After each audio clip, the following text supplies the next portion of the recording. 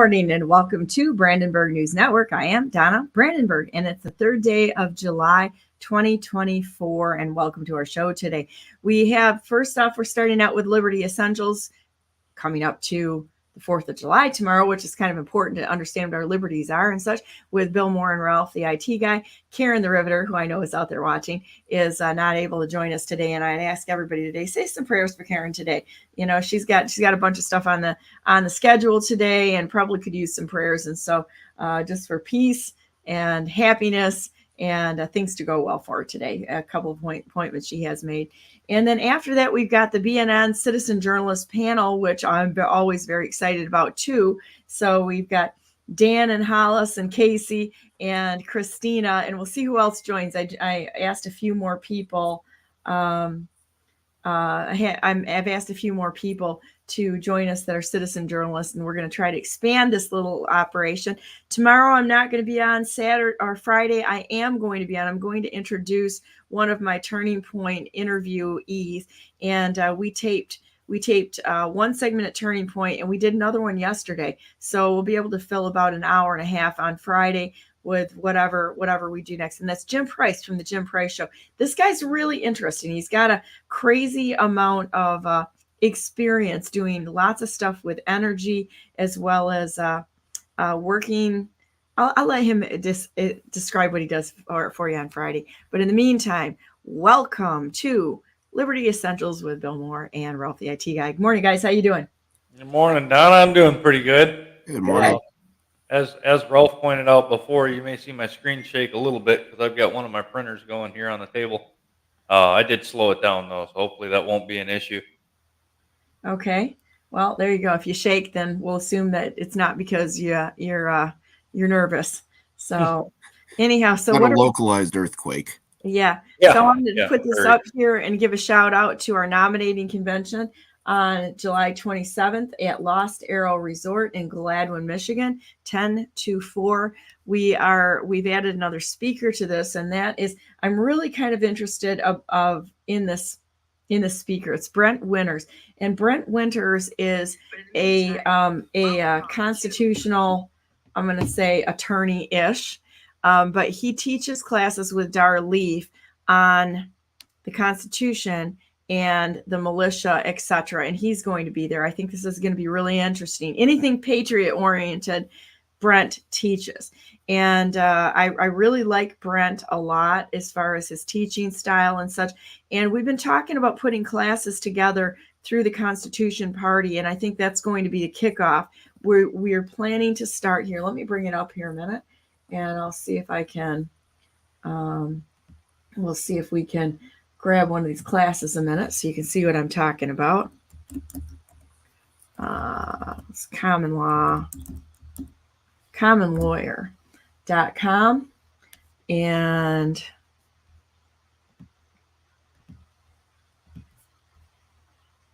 I'll show you what we're talking about here. So this is Brent.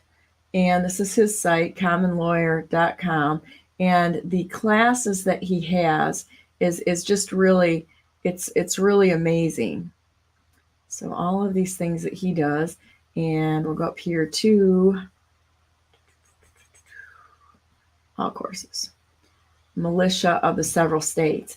And this is where we're going to start. And then as a group discount, we get a group discount on these classes. And so once we sign up for this and start the classes, what I think we're going to do is do them by Zoom so that we can all kind of talk. We'll watch the class and then have some discussion afterwards so that everybody else can, in fact, put in what they know. And I think also probably Brent will show up on some of these Zooms. I talked to his assistant, and I think that could be a really, really good thing so that we get extra information or having questions answered. So that is coming up. So it's normally $175. Here it says $60 per person. It used to be $20. So we'll have to see. We might be able to negotiate that down a little bit, but we'll be presenting that day. And then I believe we're also going to have a few resolutions and some other things that we're going to be looking at, as well as there's a lot of people that are reaching out to us as the Constitution Party right now in wanting us to become part of their efforts, which I think is amazing because they can't get the other major parties to do a darn thing. So by calling us, they can actually get a party who has had the guts, the fortitude, and the stick-to-itiveness to stay there as kind of the underdog, because we have ballot access. And so that changes the whole metric of everything. So Sandy Kiesel reached out to us on something with the election integrity group that they do poll challenger training. And so that's a big thing. And so we're looking at that. We're looking at a bunch of other stuff that would be probably pretty effective and pretty influential in making very large changes to the way that the elections were. Not just talking about it. I mean, we have to go through the process of finding out what's wrong, but then you have to have action. And we don't tell anybody who they got to vote for. We put up candidates and such, which is the way it was supposed to work. But we invite every single one of you to, in fact, join us in this journey that we have going on to try to save the United States of America. We don't need a lot of people. We just need really good ones and ones that are honest to be able to change. Quite honestly, we can change everything just through a few people, not all people, just a few people. We're the disruptors. Yeah, so I'm looking forward to that. The nominating conventions are usually a pretty good time, and especially during the presidential cycles, we get to hear from people we don't normally hear from, especially in person. Being Randall Terry and Pastor Stephen Broden, as far as I know, they are both planning on being there. So it should be a pretty good event. I think so too. Yeah, be able to shake hands with a little larger people on the top side of the ballot instead of just us little locals, that seemingly don't do anything. But I think this is important, and I'm going to put this up here right now because Randall Terry and Stephen Broden, they are beast level fighters for sanctity of life. And I think that this is so important, and we are not going to right this nation until we make peace with God and we stop killing his creation. And I really do believe that we are going to have to stop killing God's creation. It's his sandbox, and he created it. And I want you to think about this. If you created something as beautiful as this world, and you've got one group of idiots that constantly want to kill it off, I think I'd be a little annoyed. Probably mad, probably, okay, you're going to disrespect life and kill other human beings. I don't think it's going to work out too well. This is a fight we can't walk away from, and it's important. But just so that everybody knows, this isn't just a mass of cells and, that are something you can just get rid of. This is a flash of light at the moment of conception. And, every time I show this, somebody says, I did not know that. Every time. And I think we need to show the commercials that he's put out showing what they're actually doing when they enter into an abortion. But watch this. This is all of us. This is what happens when the sperm and the egg join the moment God breathes life into a human being. Right there. Undeniable. Undeniable. You can't tell me that it's just a mass of cells. At that moment, the moment of conception, you're a human being, and you were planned, and so was everyone. And we have to fight for that. Otherwise, we're just murderers. Yep, that's right. The scripture is clear when God tells us that we're fearfully and wonderfully made, and he knew us before we were in the womb. There's numerous passages across that where it's clear that we are created. Anybody that can look at the anatomy of the human body and say that it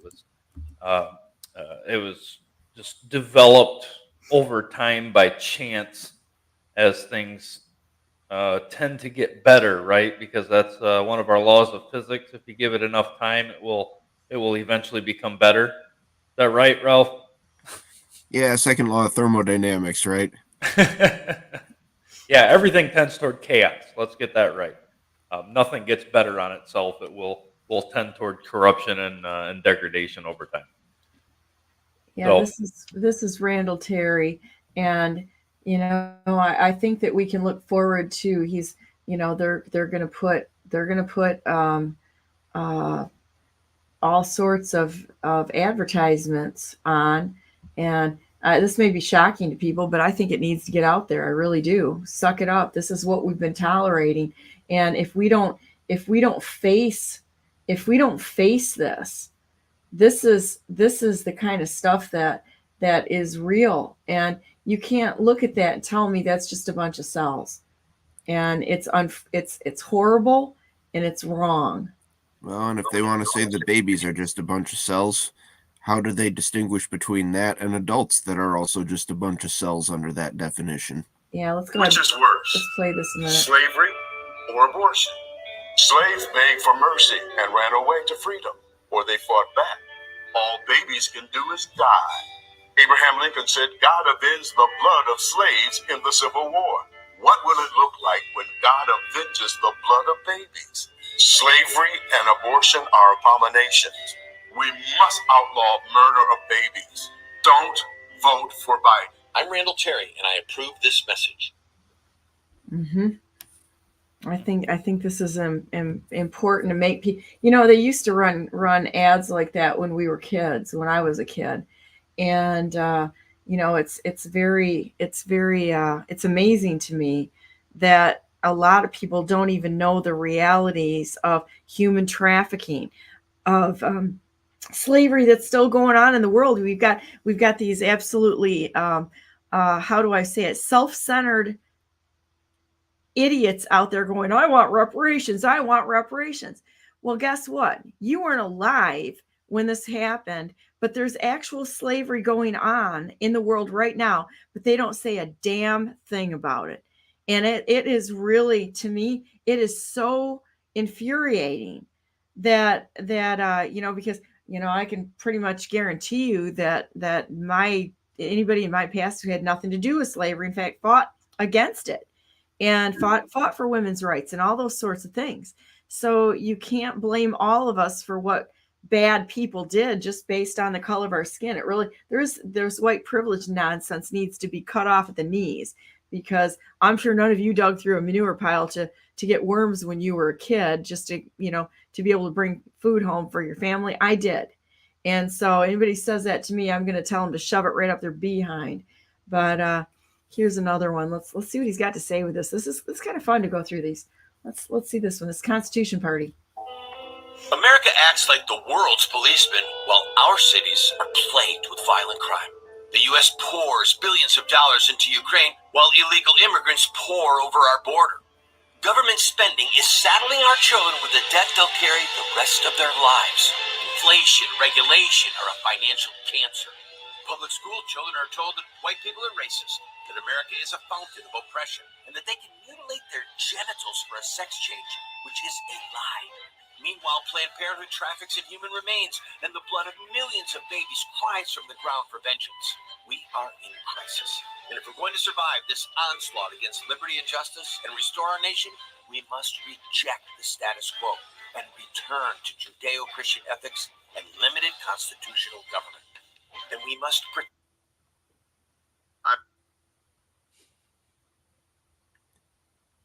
Interesting. So, but anyhow, that's it didn't play all the way through. That's real interesting. Don't know why, but that's interesting. So, yeah, kind of one of those things that I think all of us are going to have to face. And I know it bothers people. They don't want to see that. It's like, this is horrifying. Really, just because you shut your eyes and you stick your head in the sand doesn't mean that it's going to go away. I mean, when we see something wrong, it's time to jump right in and run right straight to the fire and say, this is what's going on. If you can't face it, you shouldn't be involved in it. And our tax dollars are funding this. I remember when my kids were little, we started raising chickens. We raised chickens, and I wanted them to see the lifestyle cycle of chickens. Cause I'm like, if you can't either deal with the fact that they are killing an animal, then you probably shouldn't be eating it. It's like, figure out where your food's coming from. And if you can't face what's in front of you, then that's something you probably shouldn't be doing. And so that's what we did. It's like you need to know where your food comes from. You need to know what real life is, not the sanitized stuff that they're feeding us, but the real stuff. You want to talk about what the gangs are doing, and you get into what they do, and they're bragging about their crimes. If you really want to man up, that's the place to go right there, is to watch what these gangs are capable of, and they're in your backyard. They're in all 50 states. So there you go. All of that points to the duty of every American here, right? And a lot of people don't understand. Since you played the slavery video that Broden did, a lot of people don't understand that the majority of what was going on during the time of slavery, it was not all of what was portrayed, right? Now the War of the States, now being taught as the Civil War, is completely backwards from what its actual intent was and what actually happened. And what one of the outcomes of that was they got rid of the ability for a person to own another person, right? Whether just for ownership in a slave manner, or even if it was ownership to pay a debt. But they eliminated that, but they didn't eliminate slavery. That is still 100% active and 100% lawful under the Constitution. A lot of people don't understand that. In the 13th Amendment, the government said, and the people put it in there, that neither slavery nor involuntary servitude, except as a punishment for crime, whereof the party shall have been duly convicted, shall exist within the United States, or any place subject to their jurisdiction. That means slavery exists, but only to the government as punishment of a crime, right? Michigan Constitution says something similar to that. I say we take all the politicians that have lied, cheated, and stolen, and let's see how they feel being a slave to the population that they've been trying to enslave. Yeah. How's that for some raw truth right there? I think every single one of them needs to be stripped of their citizenship. Well, and that was one issue at our national meeting, Donna. And I don't know how much you knew about that. I was going around with David Gilley. I love David. We were trying to change the platform stance on Social Security, because even as the Constitution Party, there are certain things within the platform that are unconstitutional, right? And the intent is good, but it's still unconstitutional. One of those things is the the Social Security platform. Okay, and specifically. Actually, I ought to just pull this up so it can be read. Specifically, the Social Security, as we know, is unconstitutional in its entirety, right? It cannot exist, and it does not exist except in the minds of those who pay into it and accept it. So, where is not compulsory? It shouldn't be compulsory. Yep. Let me pull up the platform here a minute. Well, and while you're doing that, another thing too is you talk about the Civil War, and I don't think people have really read through the differences between the Confederate Constitution and the current U.S. Constitution, and realize that the Confederacy was actually predated the entirety of the U.S. The Confederacy was the first to take steps to eliminate slavery in their Constitution. It wasn't a full ban on it yet, but everybody knew they were trending toward that, and so they eliminated the importation of new slaves in their Constitution. Yep. Yeah, there's all sorts of things. Oh, speaking of something that's done weirdly since we came out with the little truth on Axe My Tax. It appears that Carla Wagner got appointed to the board of Builders Association. And so I think that's kind of amusing, because you watch these people move around, and they move them around from one. The mayor of Kentwood had the same thing. He worked on highways, and then all of a sudden he got a cushy government job over as the mayor of Kentwood. You watch what happens. They'll start in one area, and then all of a sudden they get a cushy government job as a way to thank them for whatever they've done. But I thought that was kind of amusing. And one day there was a bunch of people that moved out of the state of Michigan that I have some questions on what their actual intention in life is, and I'll put it out there at some point in time. But I thought that was really, really kind of incredible. In like on the same day, there were two people that are moving out of Michigan that are fairly noteworthy, and it's interesting. It looks like Carla was a realtor that sold Tammy Clark's house, who's moving to Florida, and it's kind of interesting. There's all kinds of all these connections behind the scenes that we need to be aware of, because I don't know. I'm just like, I don't know. I ask too many questions, right? It's just kind of crazy. But anyhow, I digress. Go back to what you're talking about. Yeah, and I see a lot of that, people just up and leaving the state, especially here in Michigan. There are tons of people leaving the state, and a lot of them are going down to Florida. And Yeah. it is incredible to me to think that in a state of crisis, that somebody would get up and just walk away from their Yep. friends, family, and neighbors and go somewhere where they think it's safer. And I'm telling you, Florida ain't any safer. That's the biggest honey trap there is in the union, right? Yes. Anybody who thinks DeSantis is a good guy better do some digging. Wise because up a little bit. Yeah, there is no difference down there. They're just attracting people down there, and it's a giant honey trap. So I agree with you on that. It's like wherever you think you're going to go to be safe, you're probably going right where it's worse. And it's like I don't know about you, but I mean this is you either stand and fight or you're just as bad as everyone else. And I don't mean like going to the coffee clubs and which that's parade as like political entities. I mean actually getting in there and doing some actual real work. I'm going to tell you what, we're putting together a group in Byron Township, and the fur's about to fly here is all I can say, because people are fed up with what they're doing. I mean, they're literally killing this area. The ones in charge, they had a $30 million, allegedly, they had a $30 million overage in the city. Guess what they did? They added on to the township hall and some other things. Did they decide to give some tax relief? Did they decide to have it go back to the people? Oh no, they got to build bigger palaces. That's exactly what they do, so that they can feel like they're really something in their little kingship, sitting on these boards. What's that? Up the budget. Up the budget. They want to feel like they're real important by having real big money budgets that they never earned themselves. They just take it from others. And then, this is what's happening. And a lot of them are developers. A lot of them are realtors. Look at the contracts, where the contracts go that these people sitting in the seats are attached to. They're all going to their buddies. I'm going to tell you that. They don't even do like real bidding processes. Not the way it should be done. And then when you ask questions, well, you got to talk to the city attorney. It's like, I'm not talking to that guy. Who is that guy? He's not elected. Why do we talk to the city attorney? Done with this. Yep.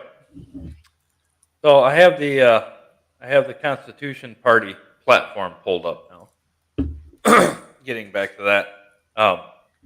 The people in reference that we're talking about are, Thomas Paine clearly wrote them down as sunshine patriots, right? I'm hoping to get to that eventually. But so anyway, we're talking about constitutionality of things. Even in the Constitution Party's platform, there are things that are unconstitutional. This is one of them. And even though it's good in its stance and it's good in its intent, it is still not complete as the Constitution requires, right? And that is Social Security. It goes in to explain that we are endowed by our Creator with unalienable rights, right? And that the U.S. Constitution is allowed to provide for the common defense and to promote general welfare. However, two things should be made.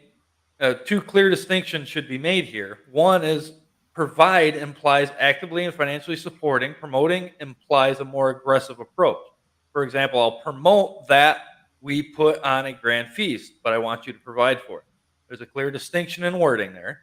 And general welfare is not the same as individual welfare, right? That's a whole other constitutional issue that's addressed in another platform point.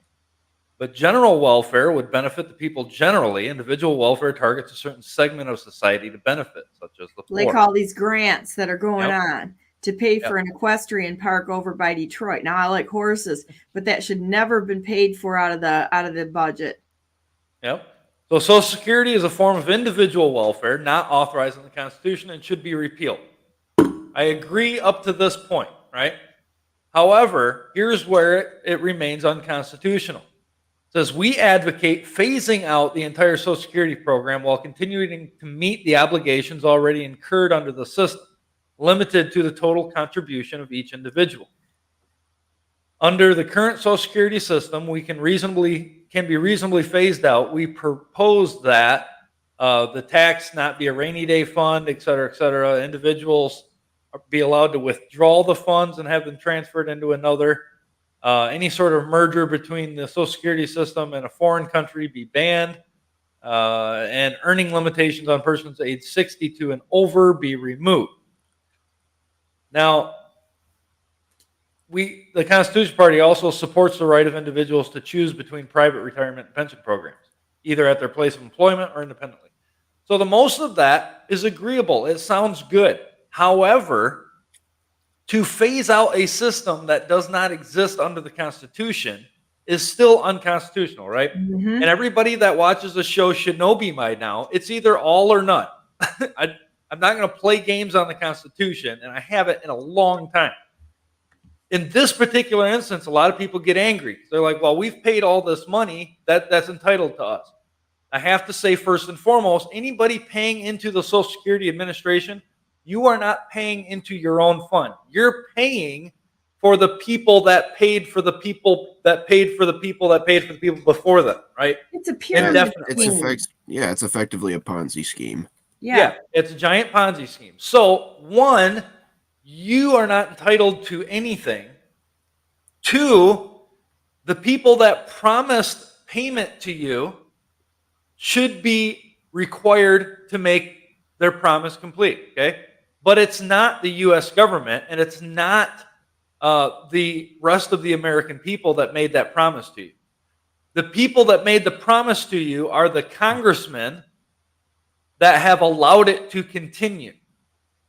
Those are the people, and David Gillian and I tried to get this changed to end at the word repealed, eliminate the rest of that platform, and say that any debt still owed to the American people by this system should be required in tort reform to be applied to the grantors of the Social Security Administration. Right? That includes every congressman that has not voted for the repeal of the system. Say that. They are the ones that owe you the money. Yeah, that's right. Say that again. Start at the beginning. Say with what that last statement. The last statement. So, so any debts that are owed to the American people by the government should be given to them by the grantors, right? By the people who promised them that. Right, regarding Social Security Administration, it's not the U.S. government, right, and it's not the American people that have promised the Social Security Administration. It is the congressmen that allow it to continue, right, that have not voted for the repeal of the Social Security Administration. That's any past congressmen who are still alive and any congressmen sitting who have not tried to repeal it. They are the ones. Yep, I'm going to go to this because this is important, what you just said. You remember the first executive order that the rightful president of the United States, President Donald J. Trump, wrote. It was about seizing property for human rights abuses. Do you remember that one? I remember something about it, yeah. And then right after that, a Rothschild 14,000-acre estate was sold off in the Black Forest area.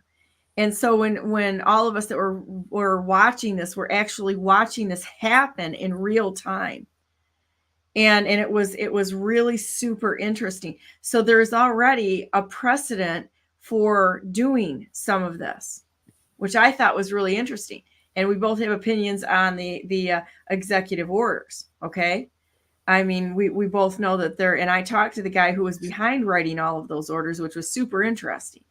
But I think that you're onto something there, is that they should have their citizenship stripped and all of their unlawful gain that they have. I mean, what is Pelosi and Feinstein? How much do they have and what they've done? I mean, watch the high-speed rail that was going through California.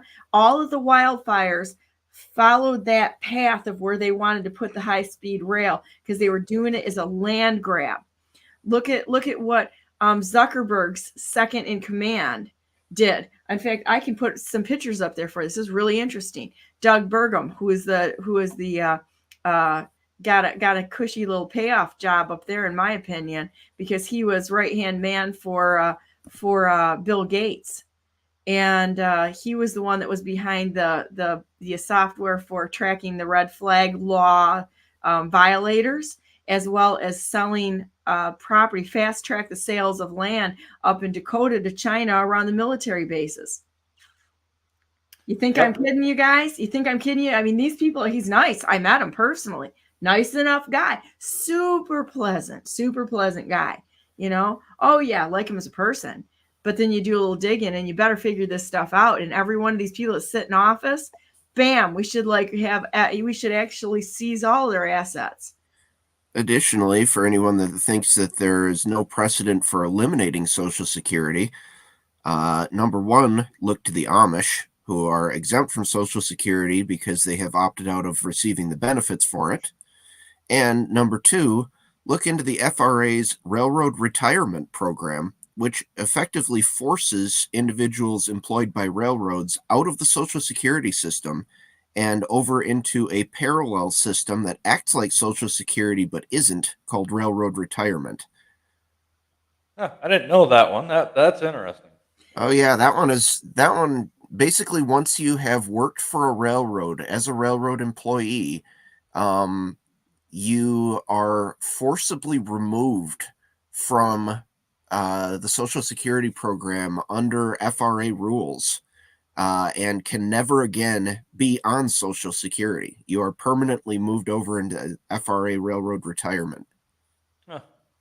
There you go. People need to understand that a lot of these government systems, such as that, including the IRS, it's all voluntary systems, right?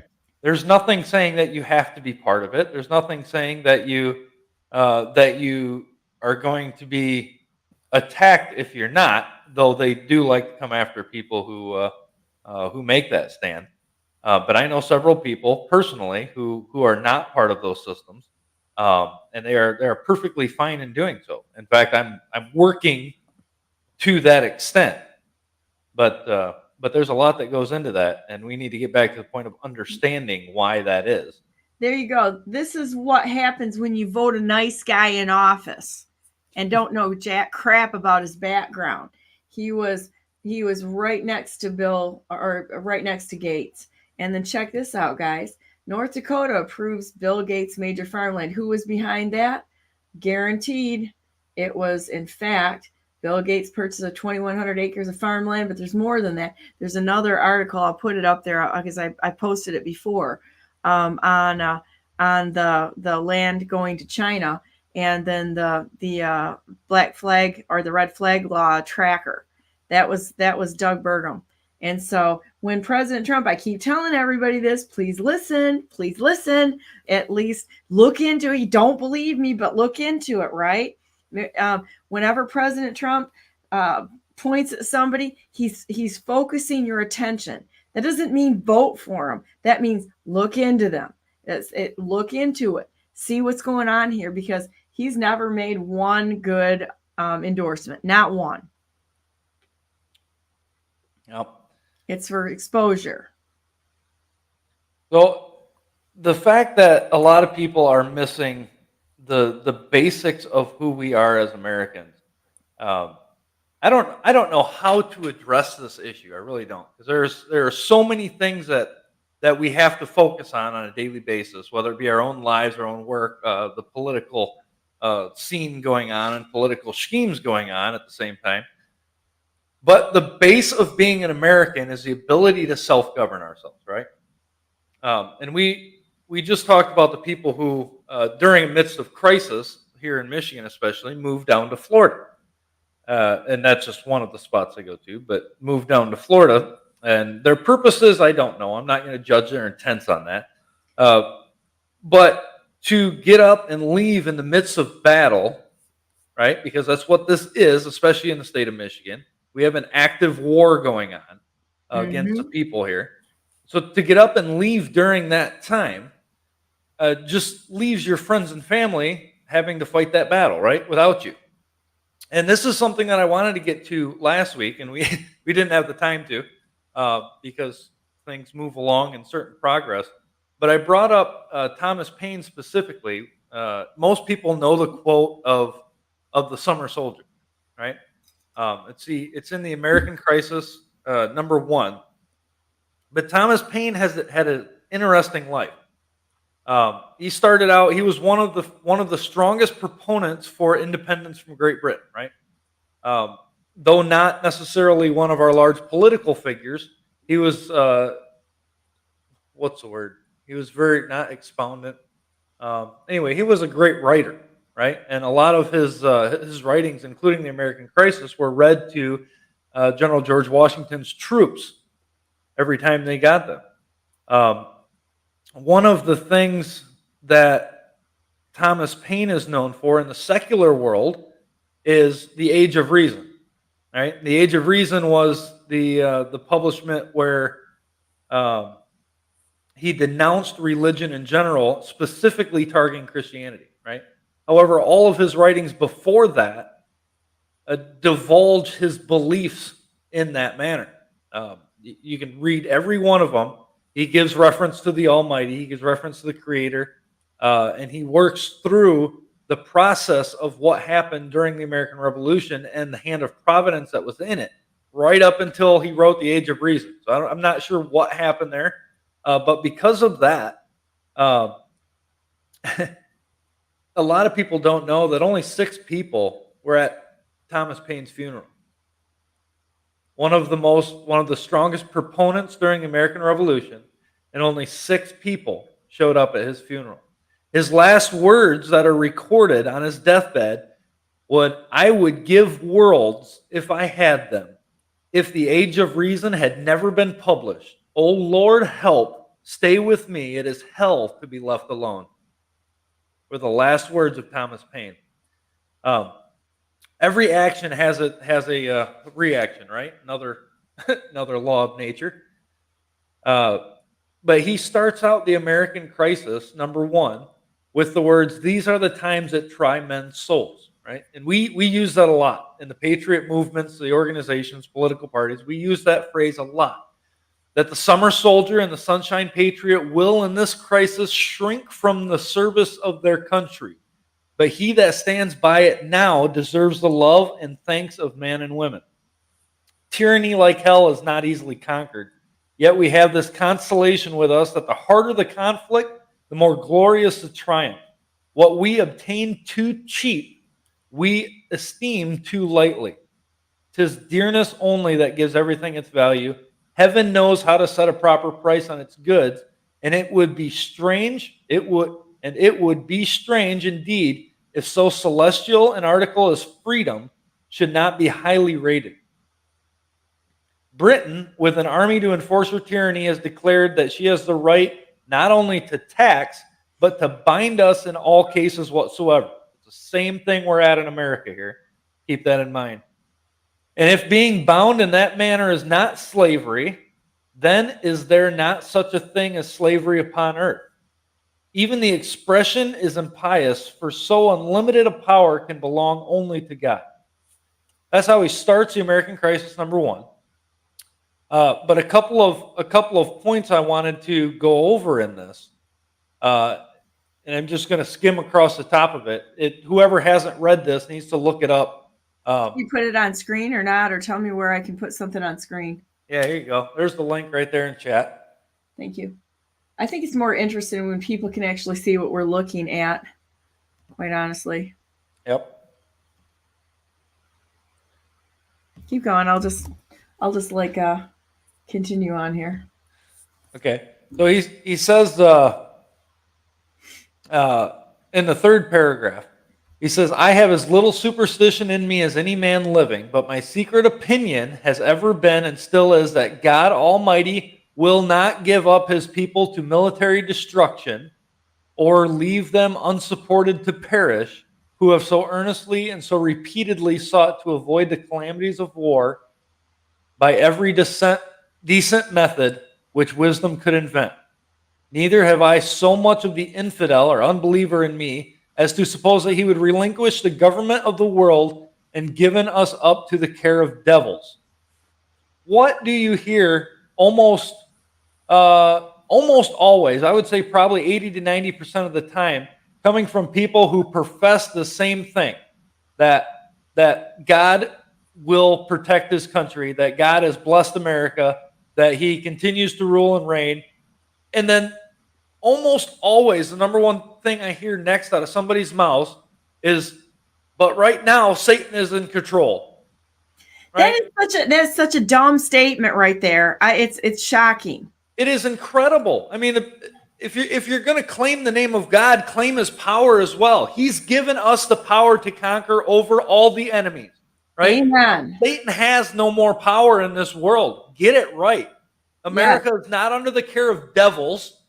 America is under the care of God Almighty, even in his judgment, which we have so clearly laid out. And if you come to our national convention, you're going to hear that reiterated.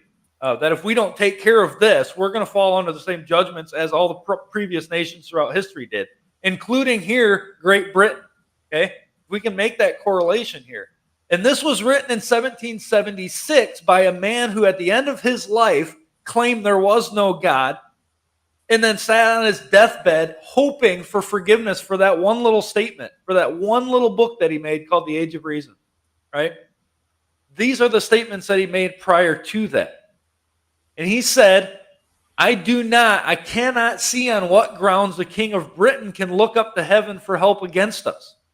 Knowing the enemy is out there, he says they can't ask for help because we are doing what we perceive as God's will here. We are doing everything we can to do it right. And now it's come down to war, he says. It's like our enemy has no right to ask for help. A common murderer, a highwayman, or a housebreaker has a good pretense as he. The next paragraph, I love how it starts because this is what we've dealt with the last, 4 years now it's been. Good grief, 4.5 years almost, right? Yeah. It is surprising to see how rapidly a panic will sometimes run through a country. All nations and ages have been subject to them. Britain has trembled like an ague at the report of the French fleet of flat-bottomed boats. In the 14th century, the whole English army, after ravaging the kingdom of France, was driven back like men petrified with fear. And having this brave exploit was performed by a few broken forces collected and headed by a woman named Joan of Arc. That is a fantastic story, but that is the same thing that happens to people. We get tied up in this fear when people come out preaching and saying that Satan's in control, that the demon control in this world is too great for the God that they claim, right? They fall under that same fear. Oh, there's nothing we can do. Let's just keep talking doom and gloom. Let's keep preaching the end times that we have no duties on here because all we're doing is waiting to be taken out. Right? That is the message that I hear over and over. And that has never been the message of the Bible. It's never been the message of Scripture. It's never been the message of the church. It has always been repent, for the kingdom is at hand. We need to get busy doing this, and we need to be good servants and caretakers of what God has given us, right? Remember the parables of the king and the talents that he gives his servants. Each one of us has been given a duty, a task, certain talents that we're in charge of, that God knows we can handle, and it's our duty to use those, utilize them here in whatever means we can to further promote the kingdom, the truth, right? The power to overcome. That is what we are at. That is where we should be at all times. And God hates cowardice. That is one of those things that is clearly stated. Yeah, read in I should have had this pulled up. Read in Revelation 19, and I think it's chapter 19 and chapter 20. There are two passages there, one of which specifically lists a group of people who will be cast to the bottomless pit. The first is the fearful, or the cowardice, right? And Thomas Paine addresses this as well in the American Crisis, where he says that not a man lives on this. Oh, I'm sorry. I started too halfway here. He says, I once felt all that kind of anger which a man ought to feel against the mean principles that are held by the Tories, right? The Englishmen. A noted one who kept a tavern at Amboy, this is page 3, down towards the bottom, last paragraph, was standing at his door as pretty a child in his hand, about 8 or 9 years old, as most I ever saw, and after speaking his mind as freely as he thought was prudent, finished with this unfatherly expression, well, give me peace in my day. What the father said is that's like the cry of today. As he's holding a child in his hand, he says, give me peace in my day. Thomas Paine says, not a man lives on this continent, but fully believes that a separation must sometime or other finally take place. And a generous parent should have said, if there be trouble, let it come in my day that my child may have peace. And this single reflection, well applied, is sufficient to awaken every man to duty. It was about 4 or 5 years ago now, where I made that same cry. And that is still the cry of this household, where I will go to whatever means necessary that my children may have peace. John Adams rightly said when he was in France talking amongst the government officials there, I don't know what France calls their people, but he was describing what he was doing in the Americas, and that was he had to study the arts of war so that his children could study the art of politics, right? And this is a summary, so that their children can study music and the arts. But he had to start somewhere, and if war was going to come, he wanted it finished in his lifetime so that his children could live in peace as well. That was the cry of most of our founding fathers. You look at the Declaration of Independence, the 56 signers that signed their names to that. Good grief. They signed their death warrants, people. Do we actually understand that? When they put their name on that paper and sent it to the king, they signed that they were all traitors to the crown, right? In the righteous manner, but they signed their death warrant and sent it to the only man on earth who was lawfully required to take it. How bold do we have to be in this lifetime even more so? Because our government has gone well beyond what they would have tolerated then. Well, and this runs exactly what we're seeing today with borrowing and borrowing and borrowing and shoveling all that responsibility on our posterity. Yeah.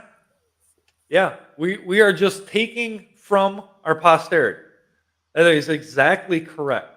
I know Donna's brought up the debt clock before. You look at that and you begin to realize on the debt clock, it's listed, and I don't know how accurate that is, right? I take it at face value. I assume it's pretty doggone close. Somebody that's got a lot of knowledge is running that. Yeah, but on there is listed the debt per individual, right? Or per citizen here. And you look at that and know that it's not just you that debt is laden on. Because I'm pretty sure not every American is going to take that debt. What is it, $87,000 per person?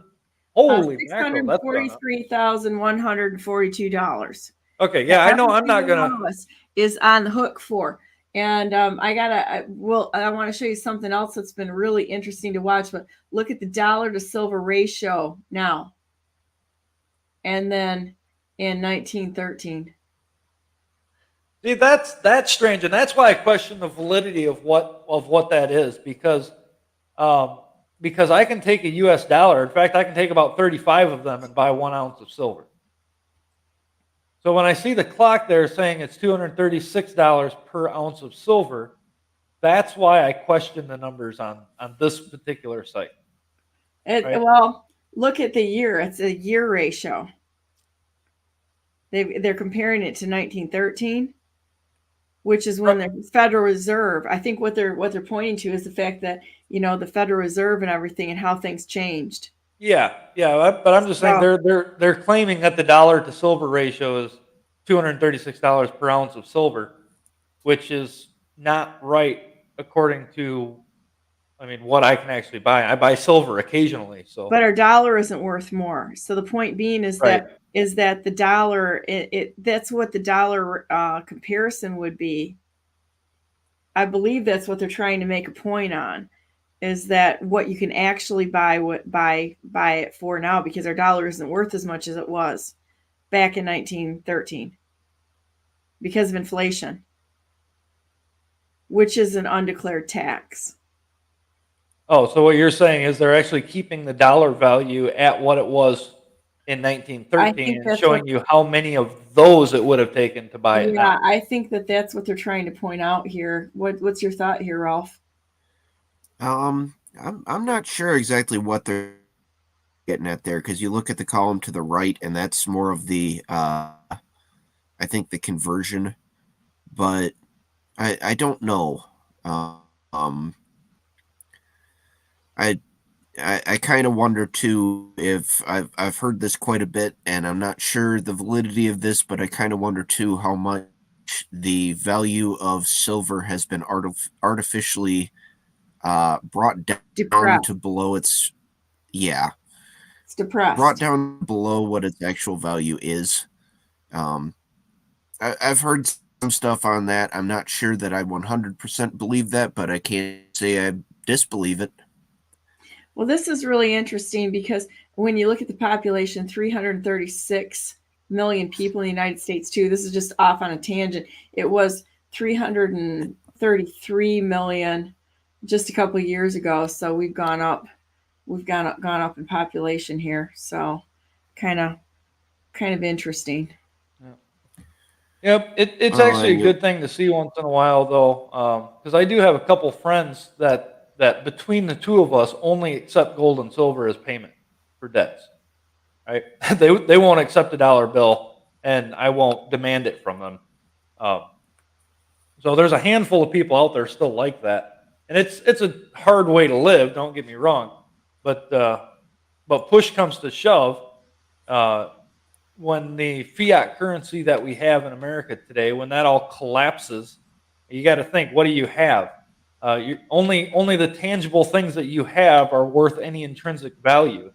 And as far as all the farmers and such that I've talked to, and all the ranchers, they will continue to accept silver and gold as payment when everything else collapses, because it's still the only thing that holds value, right? Food is always a good thing to trade with too, in case anybody's wondering. I mean, if things were to collapse, I'm pretty sure that even the silver and gold's not going to have a whole lot of value. You know, if you can't provide for yourself or something. And that goes back to, I really like some of the stuff that both the Mormons and the Seventh-day Adventists do. They believe in like a 7-year food storage. So most people who are Mormon, it's part of their religion is to have long-term, a 7-year food storage. So if you want to look for that level preparation, and you want to know exactly what to do or how much to food to put away, that those sources are absolutely valuable in knowing your friends around you that are Mormon or Seventh-day Adventist, and talk to them. They'll tell you they've got classes and all that sort of thing that you can learn to be prepared. Because I'm sorry, if I look at this over here, which is the debt clock stuff that I have up, I can look at that as a person who is perhaps aware of some of it. I might not know all the subtleties of what's going on there, but you give somebody that's a full-time finance person, they've got a lot more knowledge than I do. I get a cursory look though. At a cursory look for every single one of us, you should be able to look at this and the first words out of your mouth should be, Jesus, take the wheel. Because this is unresolvable. It's absolutely unresolvable. And that's another thing that people want to do unconstitutionally as well, and that's we have to slowly pay back these debts that the U.S. government has incurred, right? Or we either figure a way out like that, or everybody's a big loser, and people are going to have to get it figured out that it is our fault that we got into this situation. Our elected officials are a direct, and I mean a in direct relationship to the moral decay of the United States of America and our population. It's not their fault. It's our fault, because we could have stopped it. I wish that, I'm 60 years old, so you guys are like off of this because I know that you weren't even born then. But if you look at 1972 and the crap that happened in 72, I keep going back to that year. That year, there were so many significant events that happened. If you look up the events of 1972 that changed the United States forever, it is shocking. It is absolutely shocking. That year, the ERISA Act took place, and some of the other things that changed all of these unfunded liability problems that we have over here. 72, there were dramatic changes in the United States of America. Look it up, study your history a little bit. And but it was our fault. So in 72, I was 9 years old. All right. You guys weren't even thought of at that moment in time. And I know you weren't even thought of that time and such. But the point being is that but the decay that happened, we're all going to see stuff like that and challenges in our lives, no matter how old we are, no matter when we were born, doesn't matter. It's the way the world works right now. And until God completely annihilates Satan himself and all of his little punk demons that think they're all that in a bag of chips when they're nothing but a bunch of little pukes. That's all they are, a bunch of little pukes. When Jesus said it is finished, it was finished. And that's the point where we take it up, just as you said, to your point, and let them have it. And you know what? There's only two offensive weapons that we have. And I'm going to throw this out there, and I hope everybody grabs a hold of this and just runs like there's no tomorrow, like your life in this country is dependent on it. The only offensive weapons that we have is quoting the scripture and prayer. You start quoting scripture and watch the demons run. They will run. And not only that, and claiming what God says in that word. There's so much more that surrounds that whole book. Why do you think that even all the mystics will grab onto that Bible? Because they know what's in that Bible. Why do you think that there's certain sects of people out there that want to grab a hold of the Bible and other ones that want to tear it down? Because they know that there's power in the word of God. You're having a bad day. Guess what? I'll give you the quickest way out. Get a hold of your Bible and start reading out loud scripture and the promises of God to stand with his people and to write things. They will literally run. And if you want to pray for the biggest loss to Satan. Somebody who is absolutely, a God hater, somebody who is not saved. If we started a revolution of that, we would be starting fires all over this planet. You want to talk about real warfare? Real warfare is this claim it, frame it crap. That's not what that's about. That's very selfish. It's all about a person. You want real warfare? Pick up that sword and start hacking away at the things that Satan has taken advantage of, and start praying for these people that don't know God, that are having problems, and start fires for them. So many fires that they aren't even going to know where to turn. That's how you fight a war. So on that note, I want to finish with how Thomas Paine finished the American crisis. Okay. It's the same type of principle. He left off saying, I bring reason to your ears. All the way down at the bottom. Okay. The last page. Give me a He page says, here so I can follow it. Right there. Up just a little bit. It says, I bring reason to your ears in language as plain as ABC. Hold up truth to your eyes. And then the last two paragraphs, he says, I thank God that I fear not. I see no real cause for fear. I know our situation well and can see the way out of it. While our army was collected, how dared not risk a battle? And it is no credit to him that he decamped from the White Plains and waited a mean opportunity to ravage the defenseless Jerseys. But it is great credit to us that with a handful of men, we sustained an orderly retreat for near 100 miles, brought off our ammunition, all our field pieces, the greatest part of our stores, and had 4 rivers to pass. None can say that our retreat was precipitate, but we were near 3 weeks in performing it that the country might have time to come in, right? Looking out for the brethren. Twice we marched back to the enemy and remained out till dark. The sign of fear was not seen in our camp, and had not some of the cowardly and disaffected inhabitants spread false alarms through the country, the Jerseys would never have been ravaged. Once more, we are again collected and collecting. Our new army at both ends of the continent is recruiting fast, and we shall be able to open the next campaign with 60,000 men well armed and clothed. This is our situation, and who will may know it. By perseverance and fortitude, we have the prospect of a glorious issue. By cowardice and submission, the sad choice of a variety of evils. A ravaged country, a depopulated city, habitations without safety, and slavery without hope.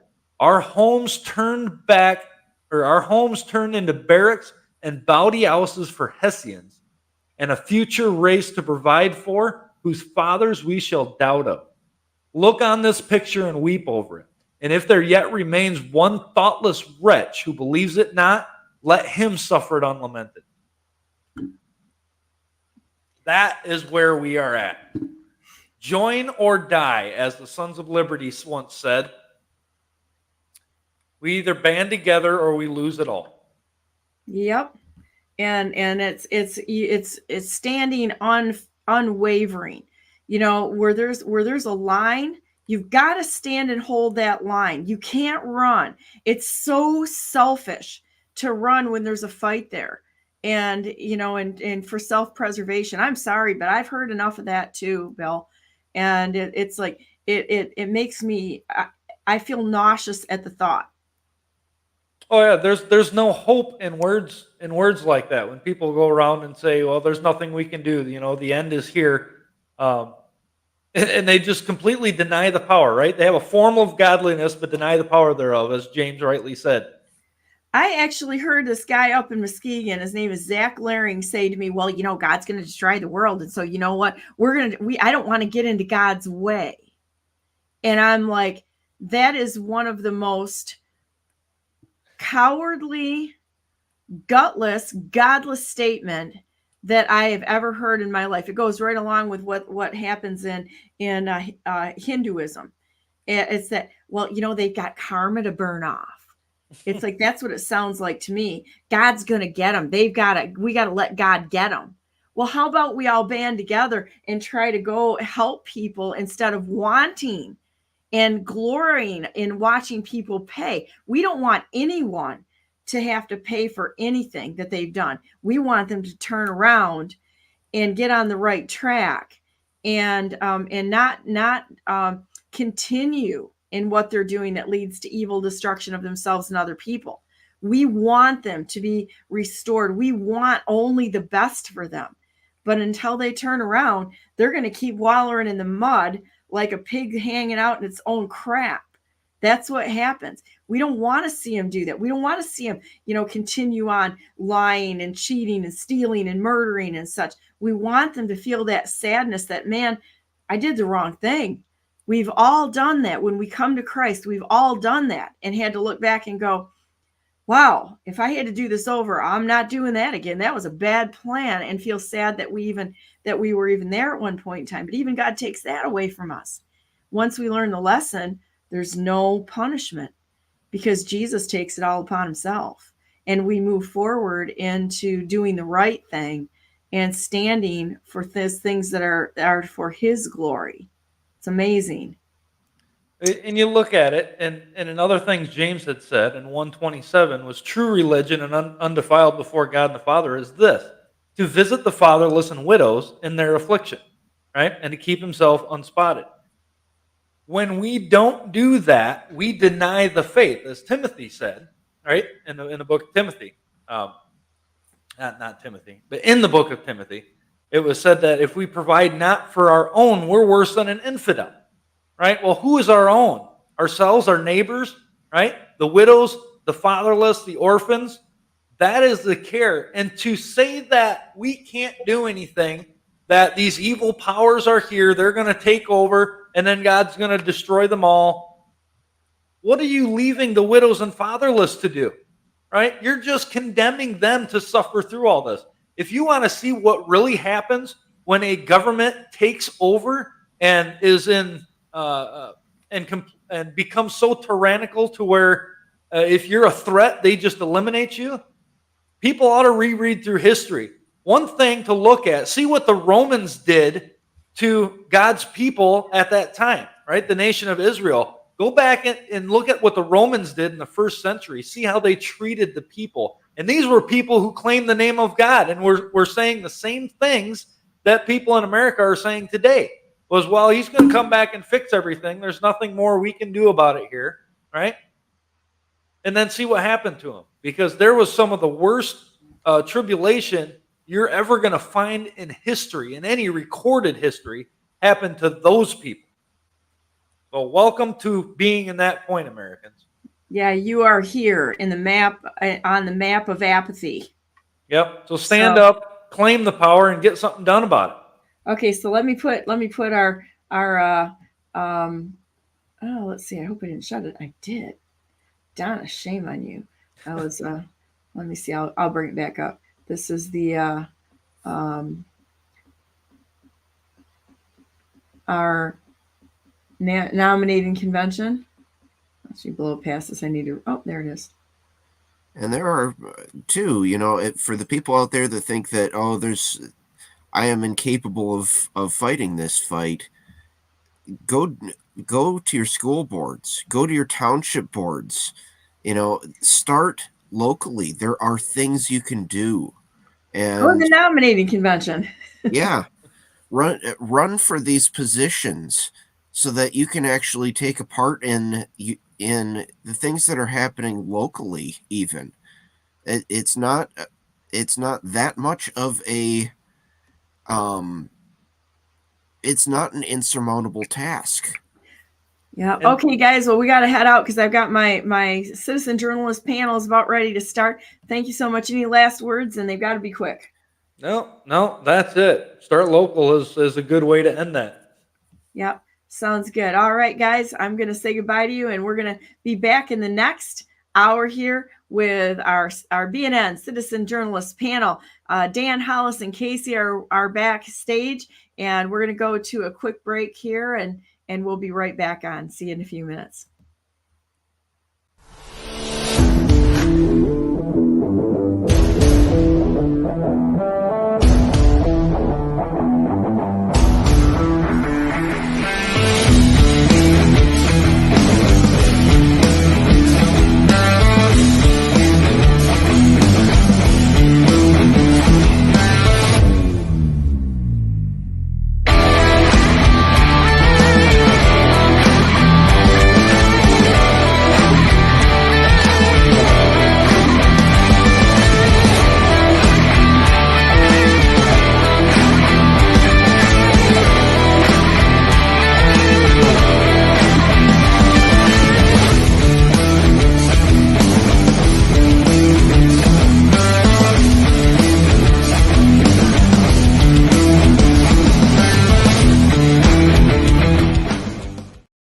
Good morning and welcome to the second hour of Brandenburg News Network. I am Donna Brandenburg, and our second hour is our BNN Citizen Journalist Panel. Let's see where everybody is. Hey guys, how you doing? Hey. Good. We're here. Awesome. Where are we? There we are. How are you? I'm doing Sorry, great. my lighting's not very good here. That's okay. You look like you got dramatic lighting in the background, Casey.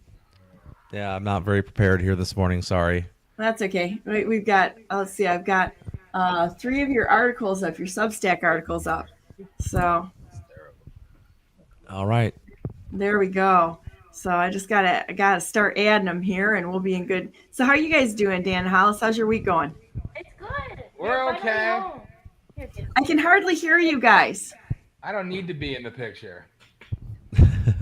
Okay. Hi. Hi. Your microphone is really soft today. Oh, hang on. All right, that's okay. We're gonna. I'll better? throw up. Try it again. Better? Yeah, that's a little better. So I've got three of Casey's articles up here, and United Against Conservative Videos. We have North Idaho Catholic Rosary Walk reported by Human Rights Networks to police and FBI. And United States prepares to target dissenting Americans in culture. You guys were watching all week the nonsense that went on with the here. You know what? I think I can do this. That way we'll be in our larger area.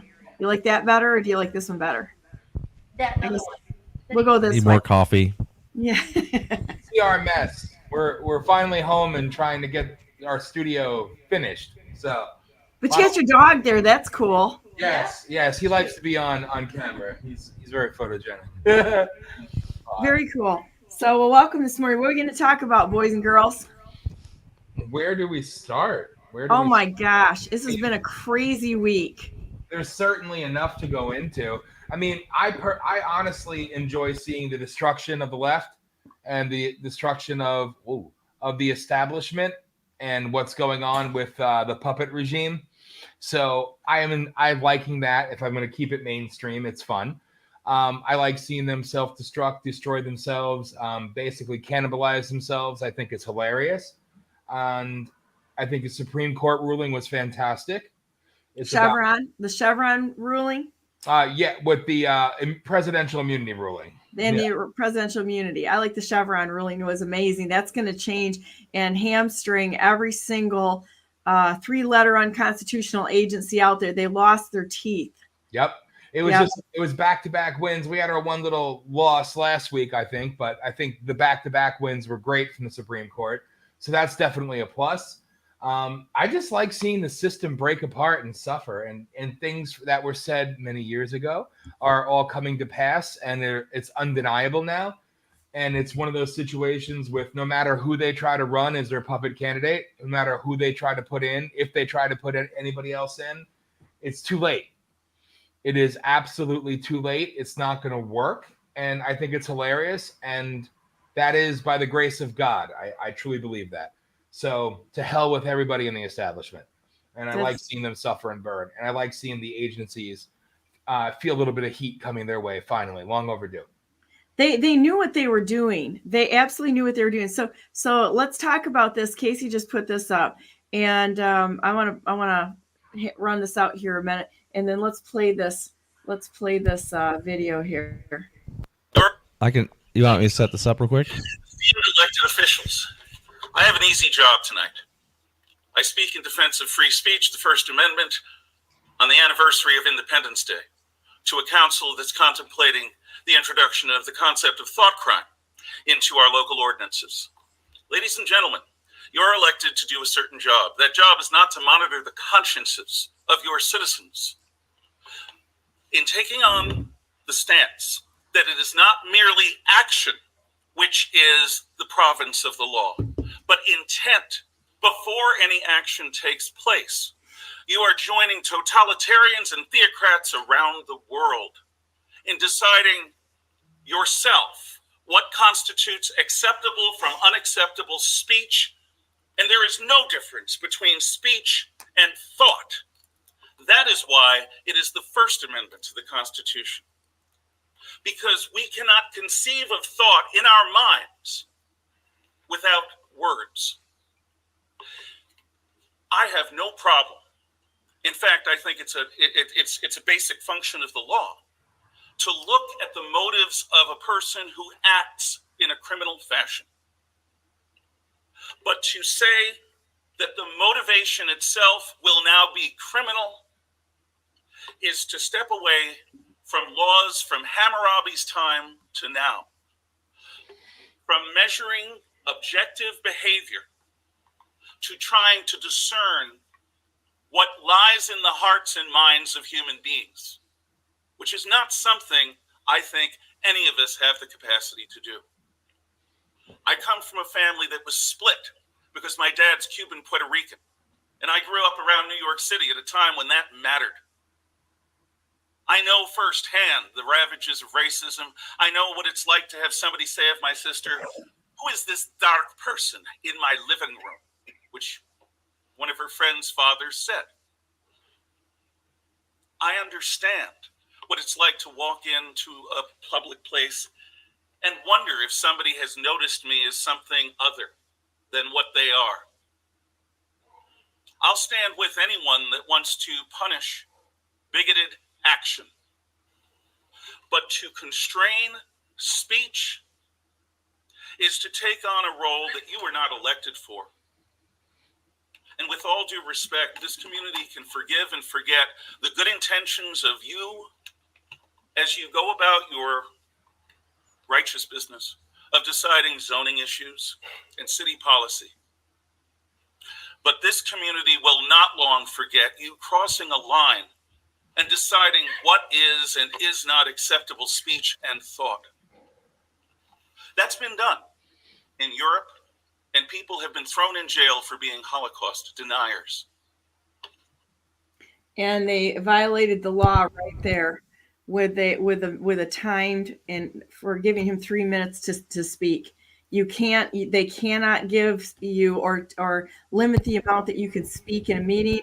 And if they cut the microphone, they're violating the Open Meetings Act, as well as there's a case out there called New York Times versus Sullivan, and that absolutely negates their ability to shorten the amount of time. You have the right, as their boss, they're not over us. You have the right to speak as long as you want. And in effect, it's a personal filibuster. So don't buy into this stuff. And then if the cops come in and try to quiet you down and remove you from that, now they're in violation of the law. Just so you know, everybody needs to know the law so that they can go in there and fight it based on the terms. That's a stare decisis law. It has not been challenged, and they were in violation, cutting him to 3 minutes. Go ahead, Dan. No, go ahead, Casey. No, go ahead, Casey. No, I get. Go ahead, Dan. Go ahead, Dan. You go first. I was gonna say, they've been doing that lie and that practice for quite some time. And then Scranton, Pennsylvania, Wilkes-Barre, Pennsylvania, Des Moines, Iowa, among other places back in the 2007, 2009 time. I was kicked out of speaking publicly inside meetings like that. And that's why I decided afterwards to just go and hold a very loud protest outside of all their town meetings, their city meetings, and have a PA system better than what they had inside. And they basically were caught. They had no choice but to shut down the meetings or no longer announce when they would be, which was a violation as well, because I figured, you know what? And the cops had to remove me multiple times. I had fun with it, never got arrested. But it's important for people to, yes, get inside when you can, but protest the hell out of these bastards. You have something to say, be heard. There's always going to be public land outside of any place they hold these meetings. Utilize it. Utilize the full scope of your constitutional authority and your rights, because they're going to take it all away if you don't. And they're there for a reason. Utilize it. Drown them out. Shut them down. It's the best way to do it. Yeah, I've actually seen people that have done that, and the boards actually will walk out and they reelect new boards right there on the spot. Mm-hmm. Mm-hmm. Completely against their charters and completely against the law. It's disgusting. They are just the antithesis of evil, really, and just true free speech deniers. Yeah, absolutely. Well, you don't even know the half of it. Last night, the city of Coeur d'Alene, what that person was addressing in that talk there, Ralph Genorio, he's actually a teacher, a very he's a solid guy in our community.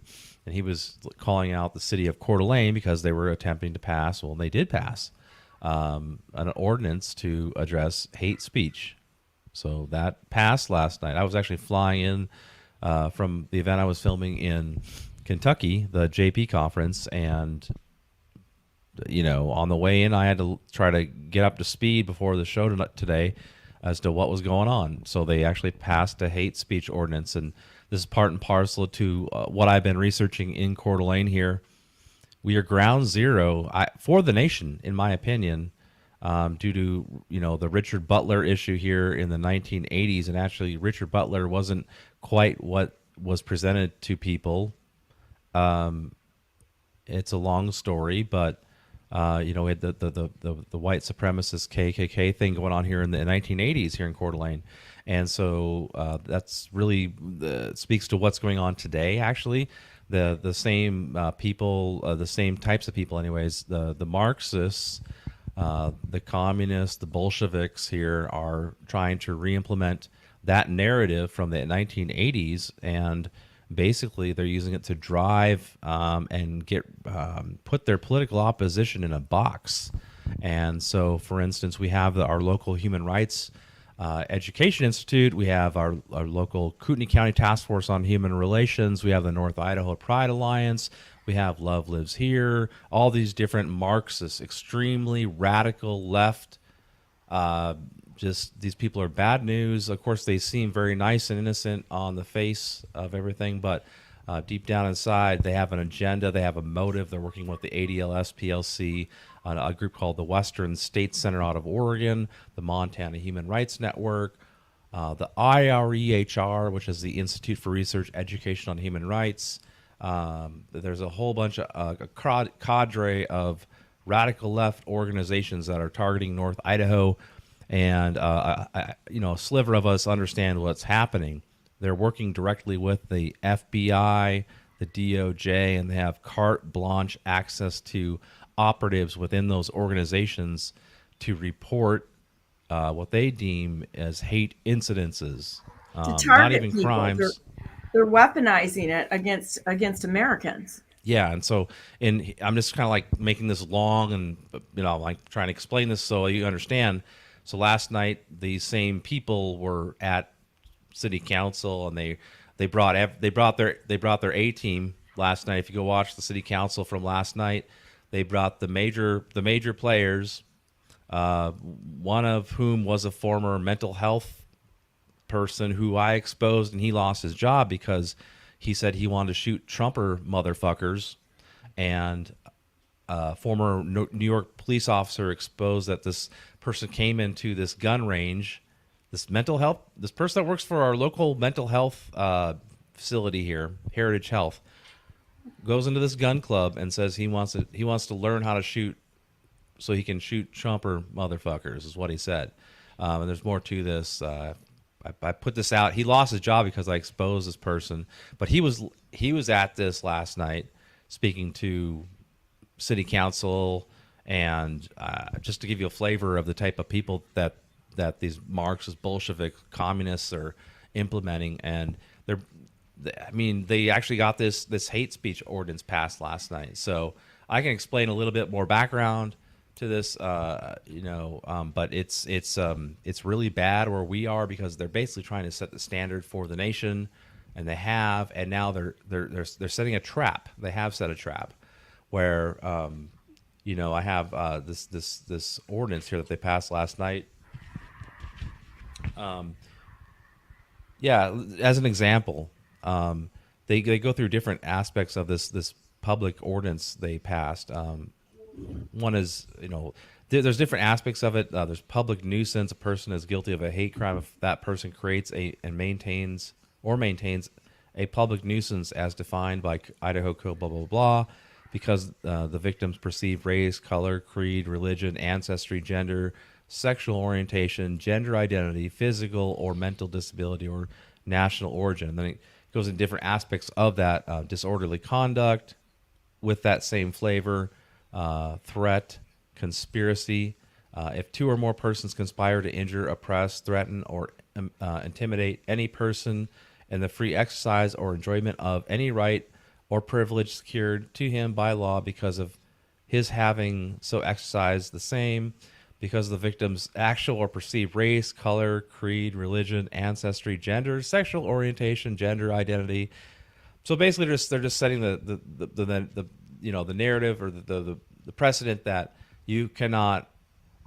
How dare don't you dare protest that aspect of someone's character, and that's not right. These people that are our city council do not have the authority to do that. Under the Constitution, of course, the First Amendment, Congress shall make no law.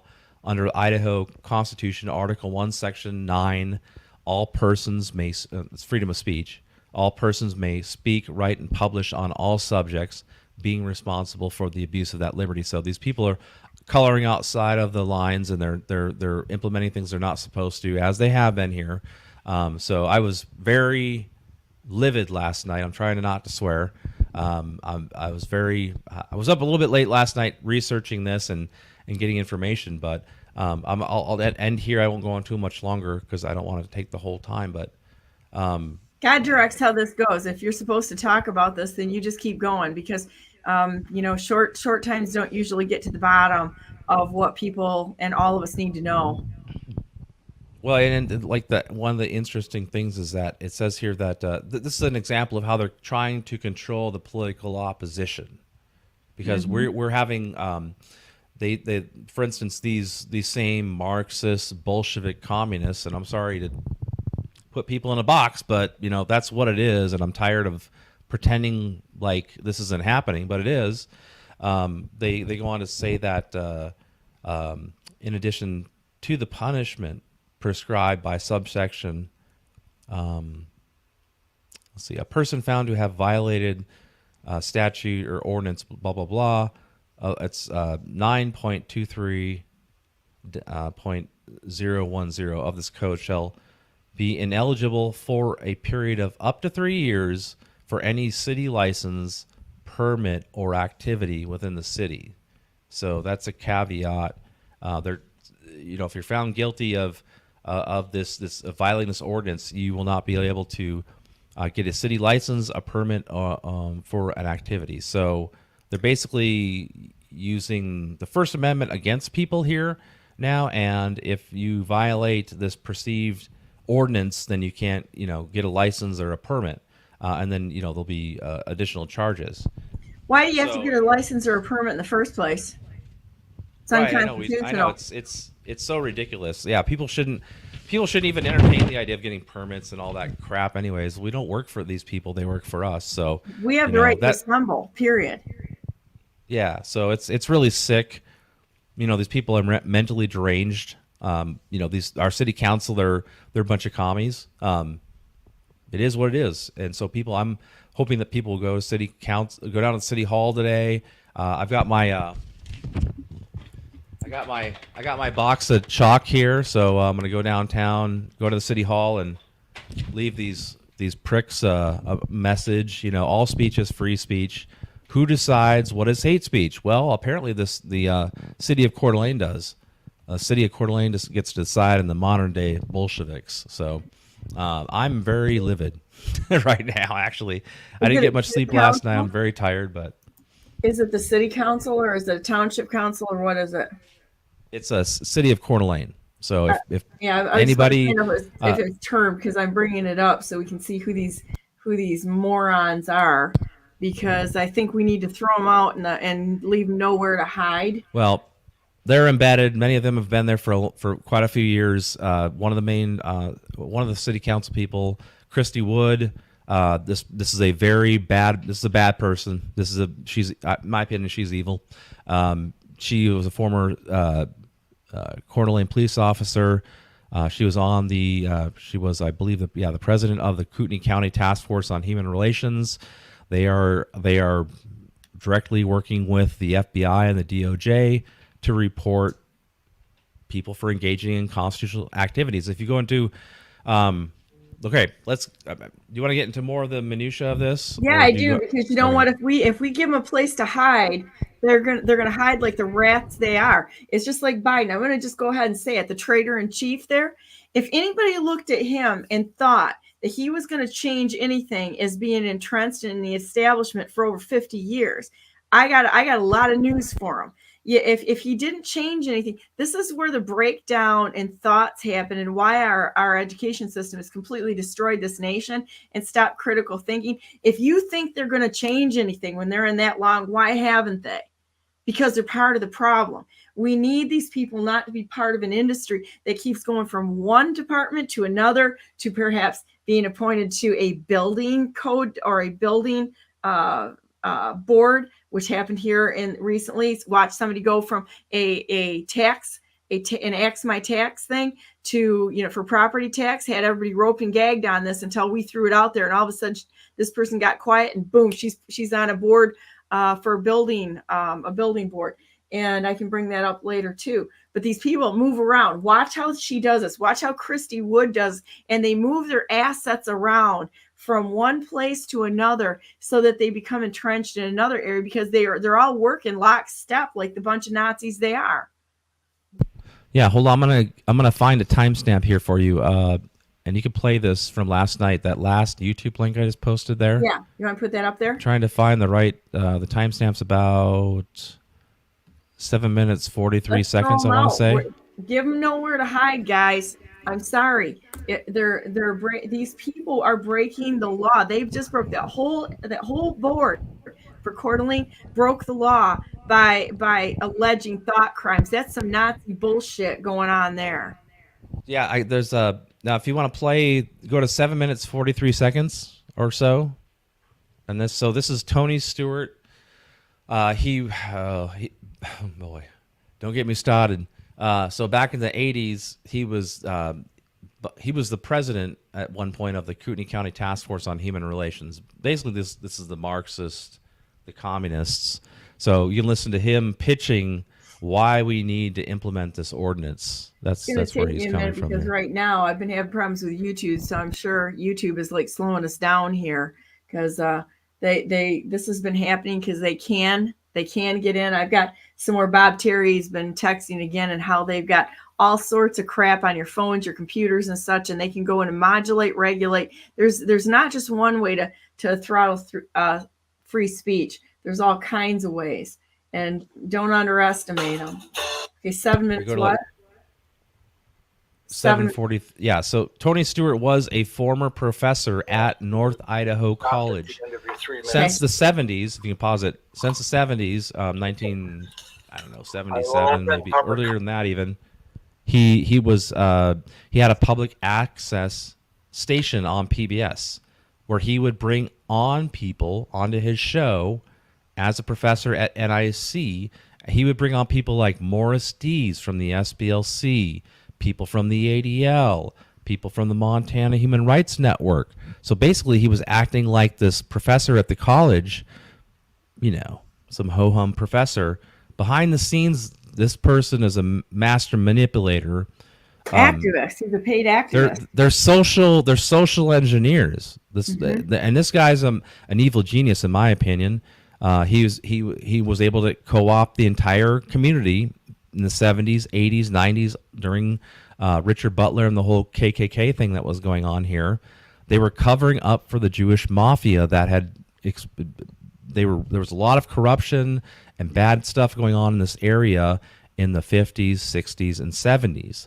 So they bring on Wayne Maness, who's a FBI agent. He was undercover in Chicago working within the mafia. They bring him in to cover up all the BS that was going on. There's an organization called Emprise that's from New York. It's a Jewish mafia, like I said. And how dare I say that, but that's what it is. And so they used Richard Butler as a way to cover all this up, and it worked.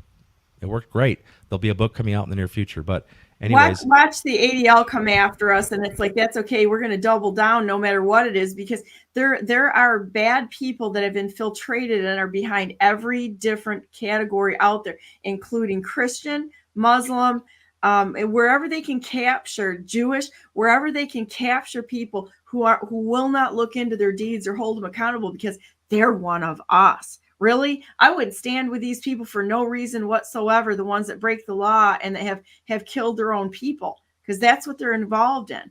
A lot of them are. So we can't go to labels. We've got to look at what people who are willing to kill their own people are, who they are and what they're willing to do. Now, I'm not saying any of these people are that. I'm saying that the labels got to go, because that's what ropes and gags us and lets us go down the path of trusting people instead of making them prove it and earn their trust. So let's listen to this. Comment. Actually, can you go to the 7 minute 43 mark?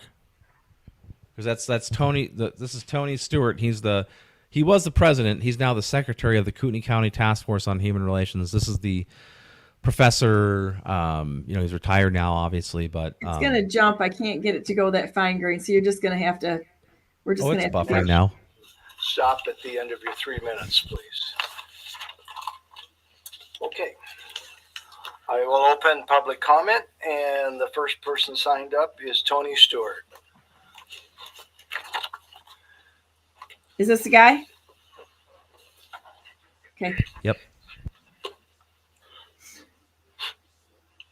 Mayor Hammond and City Council, I'm here representing the Kootenai County Task Force on Human Relations Board in support of your proposed hate crime city ordinance.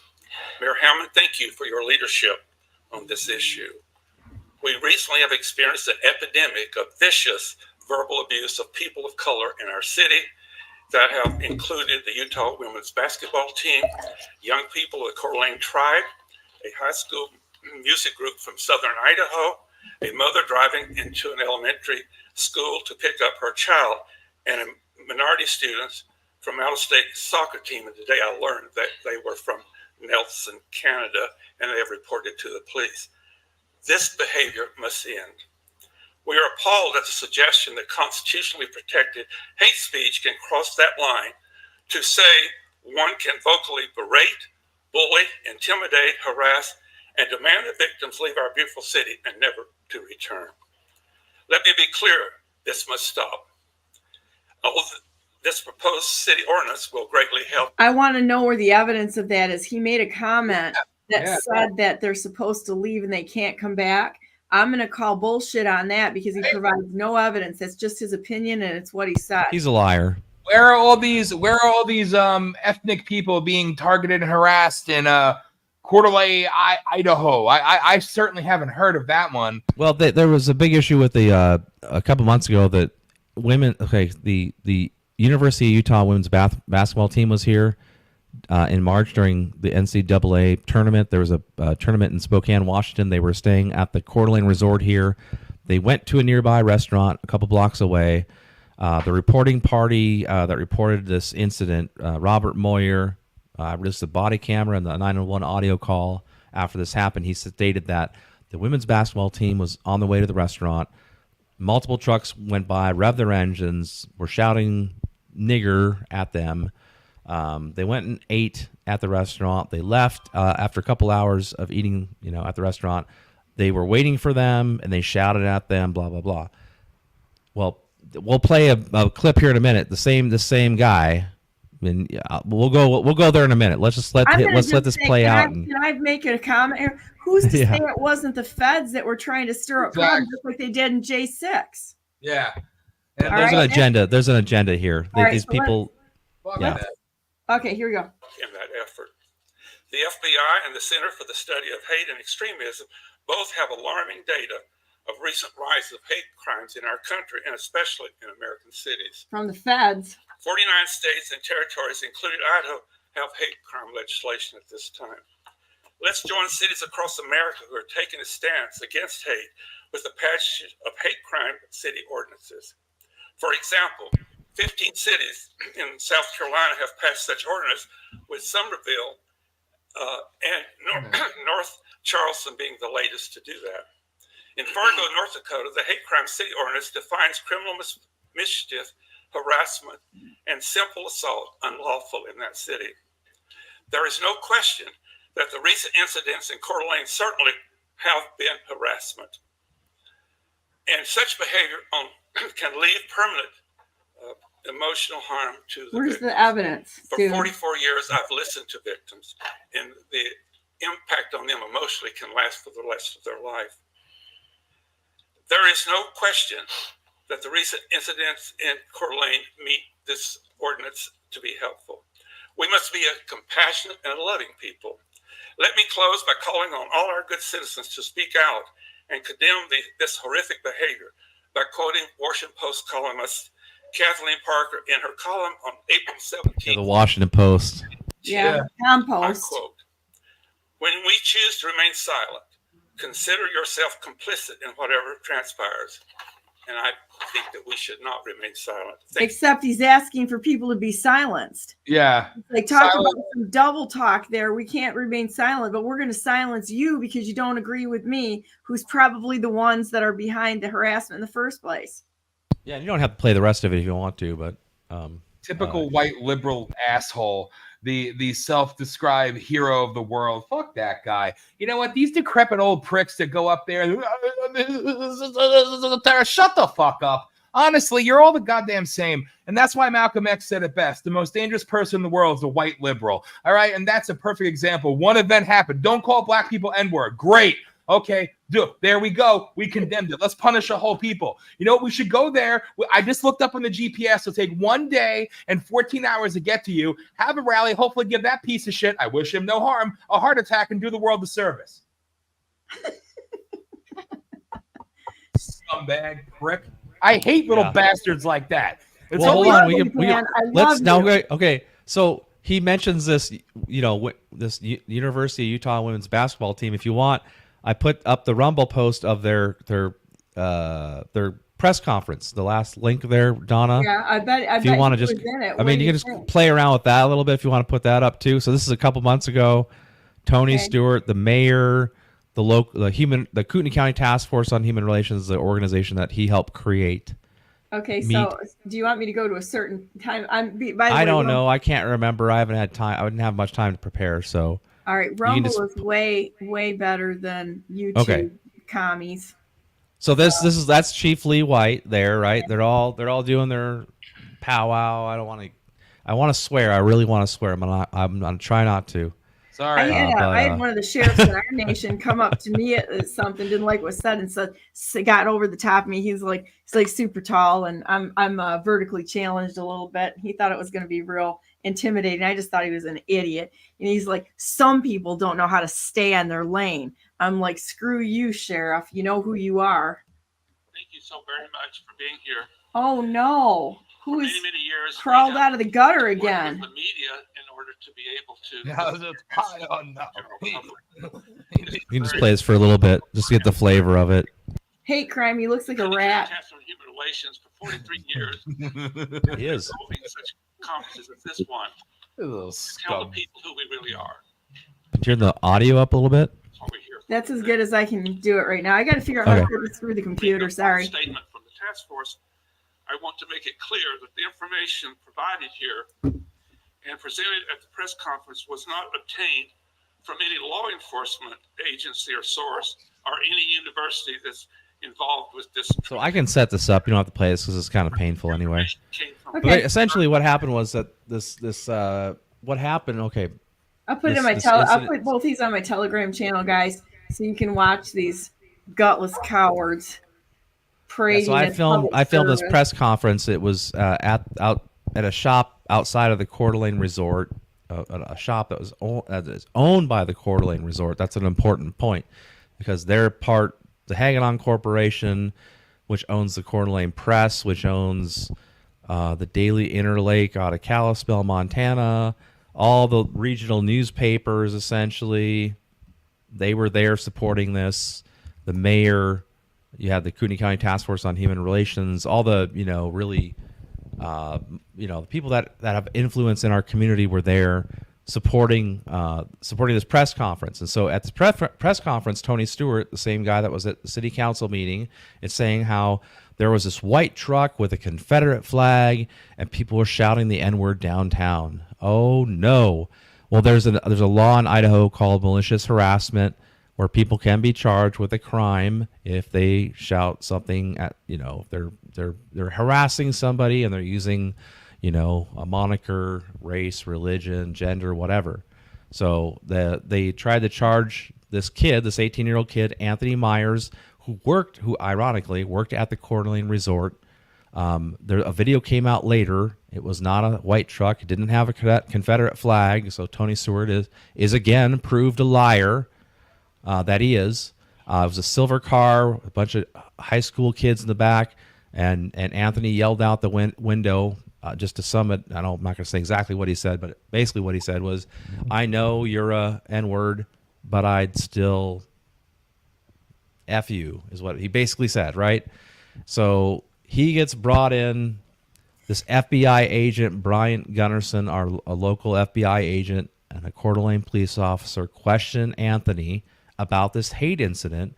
I released the questioning of Anthony by the police and the FBI to the public, and they didn't charge him with anything because he wasn't threatening to like kill this person or whatever.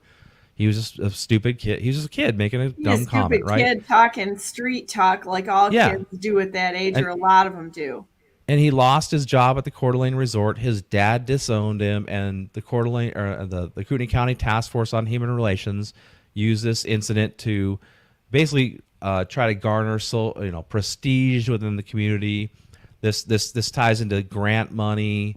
And so all these community players and these Marxists are trying to use every single little issue in our community and blow it up so that they can get federal grant money or state, grant money in general, any which way. They don't care. And it's way worse than even that, because this is what I've been researching the last 5 years. So, this is bad. And so I'm just using my community as an example of what is happening in your community, because it is happening in your community. So if you don't even know what I'm talking about, you can use the example of what's happening here, and you can apply it to your community, because it is happening in your community. These local human rights organizations in your community are working directly with the FBI and DOJ. You can find out more about this by doing public records requests. And just do, we can talk more about that. But essentially, this is all because Biden was put into office. It's excelled since he's been in. And one of the main bills that came out is this bill here, S 1086. This is the genesis of a program called United Against Hate that is sponsored by the Department of Justice. And so this bill here is known as, this act may be cited as the Khalid Jabara and Heather Heyer National Opposition to Hate, Assault, and Threats to Equality Act of 2021, or the Jabara-Heyer No Hate Act. Now, many of you will remember Charlottesville. Heather Heyer was supposedly hit by a car, which is a lie. She had a heart attack. And so, anyways, they used the Charlottesville... They put Heather Heyer's name in this, and they claim that she was hit by a car, which wasn't true. But anyways, the point of this is that this bill here allowed for states to receive funding to create hotlines to report hate incidents. And in this act, they talk about where is it here? Uniform Crime Reports Program. And so essentially, they're incentivizing the law enforcement and the public to report hate incidents, essentially. So after this passed, then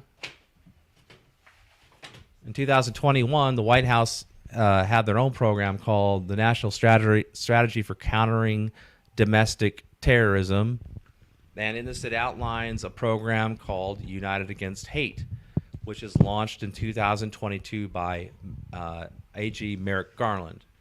And basically what it did is that it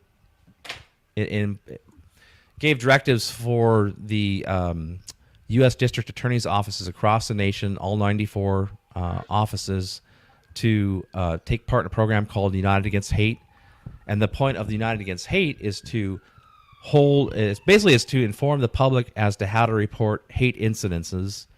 And hate incidences are, a bias against race, religion, gender, etc. And so when people, these human rights groups or anybody can call the hotlines, they can go to all these Marxist groups have reporting forms. They're all fed into law enforcement. They're sent to the SPLC, the ADL. A lot of these Marxist groups have their own research arms, and they have a little bit of a different flavor and a different tact, but they're all working together behind the scenes. So essentially, this information is fed up the chain to the fusion centers even. basically. So you have this network that's working to report regular people, and I have a lot of examples of that. Who do you think is the top tier in this? It's a globalist agenda for sure. I don't know about. I'm just kind of like following it where I can, and I don't know how to answer that, I guess. But I do know that the top 10 dominoes are in this, because I mean ADL, SPLC, like Gates and Soros are kind of like puppets. There's somebody behind them, because the ones that are really out there never hit the public eye. And I think they're probably going to be people that have been trustworthy. I'm going to tell you right now what we've dug up on DeVos's Van Andels in the state of Michigan should make everybody's blood run cold. Yeah, I don't know for sure like how to answer that definitively, but I mean I do know that like it doesn't really matter. They try to like have a group called the IREHR, and that's the Institute for Research Education on Human Rights. They've been targeting me and a group called People's Rights, which Ammon Bundy created since 2020. It's insidious. It's they're all working together essentially. Can you give me the numbers again? IR what? It's called the okay. You just go to irehr.org, and that's a group you definitely need to put on your radar. They're just as bad as the SPLC. It was created in 1983 out of Kansas City, Missouri, by communist Leonard Zeskind. He wrote a paper, or he was part of a magazine or newsletter or whatever called The Hammer, if that tells you anything. So these people are, there's just Saul Lewinsky types. So these are very bad, nefarious people. Trying to think where I was going with this United Against Hate, but basically it's a circle. Like we have this FBI agent, like I was saying, Brian Gunnarsson. He's holding these events. He's holding that's funny. He's holding these events called United Against Hate, and I've recorded 2 of these events. I can share them with you, but anyways, I'll have you play a clip here in a minute of with Brian Gunnarsson. If you go to the first article there that I put up, United Against Conservatives, I actually called the DOJ. I wanted to report a hate incident because I want to understand how this mechanism worked, because the FBI, DOJ, and our human rights networks were holding events locally, this United Against Hate program, which people need to go look at, because they're holding events in your state. So look for United Against Hate. It's presented by the U.S. District Attorney's Office of your state, and they're informing the public of how to report hate incidences or hate crimes. Now, the difference between the two is that hate incidences are, perceived bias against race, religion, gender, etc. And so when these things are reported, I've been reported, I'm sure, many times here where I live, but they keep a track of a list of these hate incidences. If somebody commits a crime that is similar to these hate incidences, they can then tack on these hate incidences as additional charges. So that is the game that is happening here. They're acting like, oh no, we're not creating hate speech. We're just trying to charge people for actually, like doing the act. But in all reality, these same people are reporting this to the FBI and DOJ. They're keeping a list. If somebody crosses the line and does something nefarious where there is a crime, they will be charged additional charges. That's what I'm really trying to stress here. This is very dangerous. So if you go down, that's the United Against Hate in Sandpoint there, and we don't maybe have time to go into that, but I want you to play this audio. If you go down, just keep going down. You went past it, I think. If you can go up. Okay. There's a little audio segment in there. Yeah, I saw that one. That's up. Yeah, that's what I want you to play as the audio segment, because this is my audio conversation with FBI agent Brian Gunnarsson. So all these things are part and parcel. That flyer right there that you just passed is with the Coeur d'Alene Police Department. The local human rights groups reported a Catholic rosary walk to the FBI. So that's I mean, this is happening where you are. To you, or what does that term mean? That's a good question, because I don't. That falls into what our DT guys look into.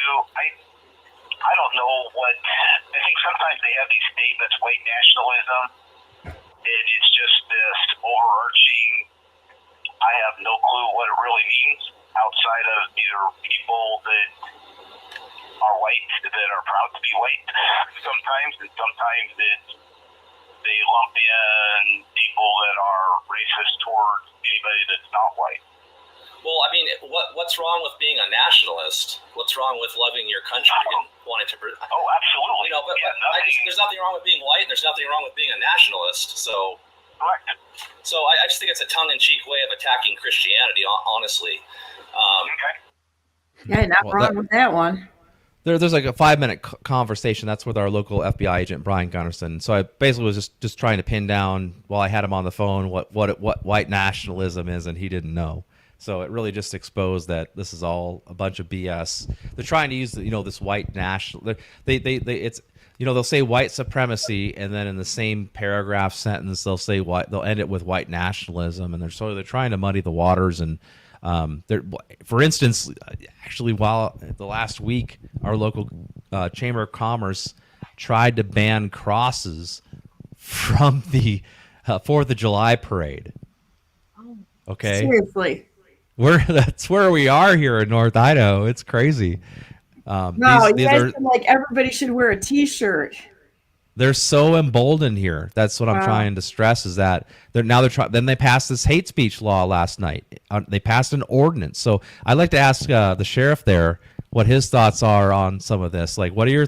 Is this happening where you are? Are they passing hate crime stuff where you're at? Oh, absolutely. I mean, this is an extremely liberal state. Our universities are extremely liberal. In fact, I was just reading the Department of Justice New Mexico district, and how this exact same group you're talking about and everything that they're doing, and they're involved with all the groups that are putting on these webinars and these lessons are New Mexico Department of Homeland Security and Emergency Management, Department of Justice Community Relations Service, City of Albuquerque Office of Equity and Inclusion. They're coming. You name it, and they're working with the Albuquerque Police Department and all these groups. Exactly, it's the breakdown of government. I mean, that's Agenda 21 and Agenda 2030. It's the breakdown of government. So being able to control every single thing that we do, it comes right back to the credit score, social credit system, and all of those things. So no matter what, it's all unconstitutional, and we've got to step up and stop them from these actions, absolutely, before we have nothing left. Well, I think this is really interesting. That's the they're gonna, okay, sure, let's put the cowboy hat up there and go after all of us with hey, I can best that one here. I want this. People do a search for United Against Hate in the name of your state, and find they do events through Eventbrite. You can sign up. I encourage you to go to these events and ask these people questions. I went to the first one actually here. They held at the Coeur d'Alene Resort, or the Coeur d'Alene Casino, excuse me, on tribal land. And so I wanted to go record it. This was back in 2022. I was extremely concerned. I saw the flyer. It had, FBI, DOJ, and our local human rights networks working with these people. And I was like, no way. Are you kidding me? It's that in your face. And then I went to it. Actually, before I went to it, I even emailed the U.S. District Attorney's Office of Idaho, and I said, hey, I'm a journalist. Is it okay if I come and film the event? And you know what they told me? They said no, because it's held on tribal land, and it's at the casino, and there's rules against cameras. But then I go to the event, and you have people from the Coeur d'Alene Press that are taking pictures and all this crap. And I still filmed it anyway. I brought a little camera and filmed it. But the point is, they don't want this to be. They want it to be public, but they don't want it to be public. They want They want it to be public in their own way. So I'm telling you, you need to go to these. You need to film them. You need to ask people questions. They don't want questions. They don't want the public to understand the agenda. It's a very dangerous agenda. They're creating lists. We live in a police state, and so you've got to go to these events and just put them in a corner. Just ask them questions. They don't like it, and it's very effective. And you need to record it and just put it out to your community. Because it's happening where you are, and so I want to help people expose this. Man, Well, I hey, hope take- I get take on these note. lists. That's a badge of honor, right? Take note too that when you're on tribal land, and you're inside a casino, and most of these tribes, period, they're all incorporated as corporations in the United States. Therefore, they still have to abide by the U.S. Constitution, and they can't stop you from freedom of the press. They can claim all day we're private business or we're a sovereign nation. Doesn't matter. You're a registered corporation inside of the United States. That's good. Honestly, maybe I'm a bit of extreme here, but I heard somebody say recently, and I'm sorry, Hollis, I want you to jump in here, but I heard somebody say recently that nobody was listed as a domestic terrorist ever in this country, and Biden espoused that talking point, and it's been repeated recently. And as somebody who was listed as a domestic terrorist in 2008, they wouldn't let me fly. A veteran, they wouldn't let me fly. Working as a cop at the time and having my clearances come into question and things like that. Believe me, it's very real. And when I used to do the rallies and some places they claim tribal land, well, I made a comment once that I don't give a damn if it offends people. You know what? Don't bring a bow and arrow to a musket fight. I don't give a rat's ass about your tribal sovereignty bullshit. Okay? You know It's all what? about money. It's all it's about. Exactly. If I were president, I'd back tax their ass in 1776 and say, you owe us reparations as a country. I have no sympathy or love lost for that, because what's going on in northern Maine, like northern Idaho, it's the Native American land. Everybody's like, where are the Indians? Where are the Indians? You don't see it, but it's all Native Americans. They're the ones helping facilitate, along with a Mexican drug cartel. They're the ones facilitating the drug trafficking, the human trafficking, and everything in the land where nobody would ever suspect it. So you know what? They're all evil pieces of shit. All of them. And yes, it is an honor to be on these lists.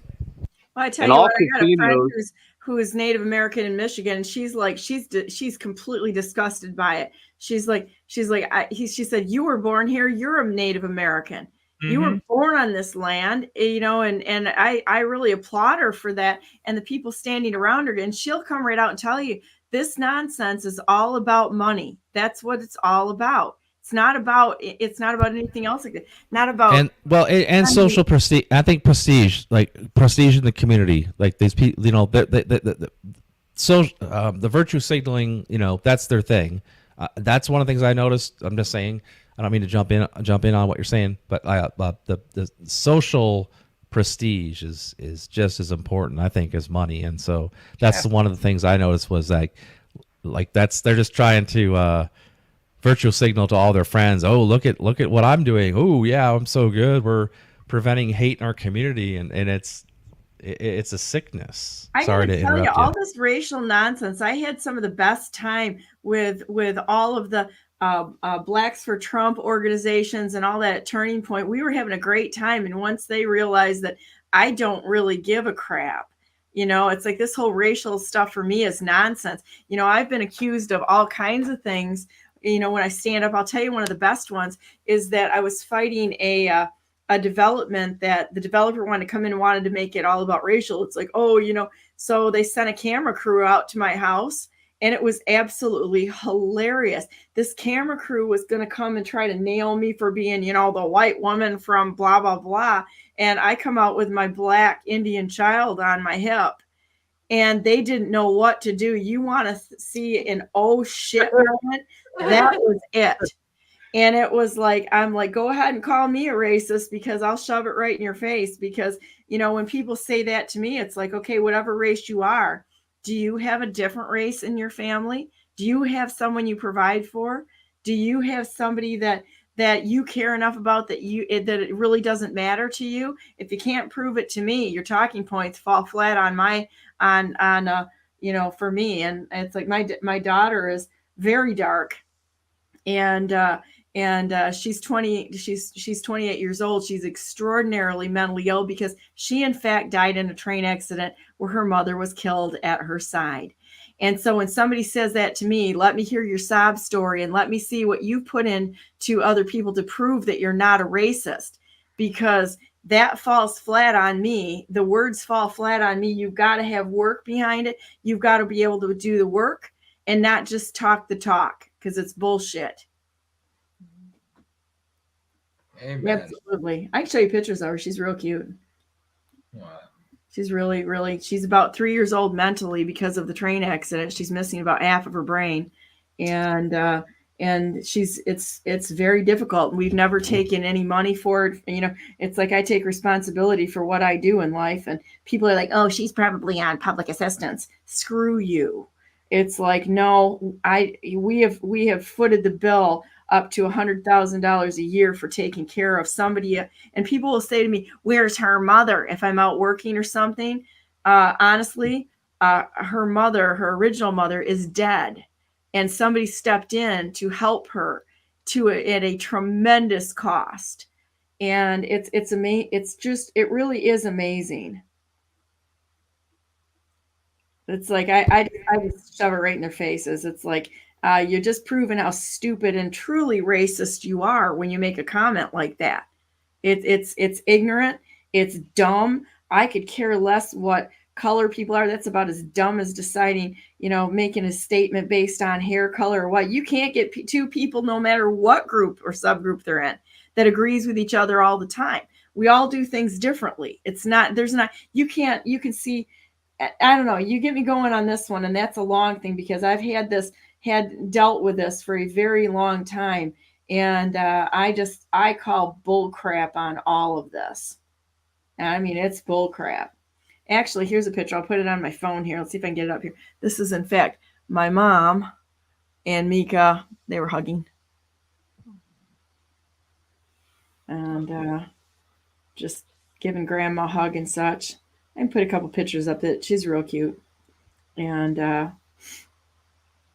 she's got a pony and she's got a puppy and such. And now this is kind of interesting. This is her and my mom. I'll put it on my Telegram channel.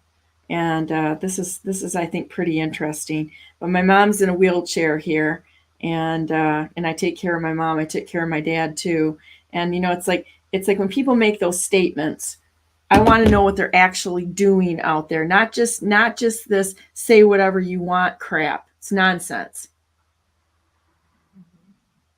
There, you see my mom from the top of her head. She's in an elevator here. Hang on a minute. At the home she's in. And my mouth, wrong screen. Hang on. Yeah, people can just save that crap. I mean, we had something I was fighting, and somebody came to another a township thing and started talking about racism. So I threw that right in his face. So I want to hear about your crap. Don't come here and pander that kind of crap here, because I'll call you out on it. So anyhow, this is my daughter, and that's my mom in the wheelchair, and they were hanging out and such. It's like, yeah. Good for you. God bless you for doing that. I think God puts things in our place, and that's what you're supposed to do in life, and you just do it. And the blessings that come with actually doing the work instead of talking about it, but actually doing it. I think people they underestimate the part of actually just getting in there and carrying people who can't take care of themselves.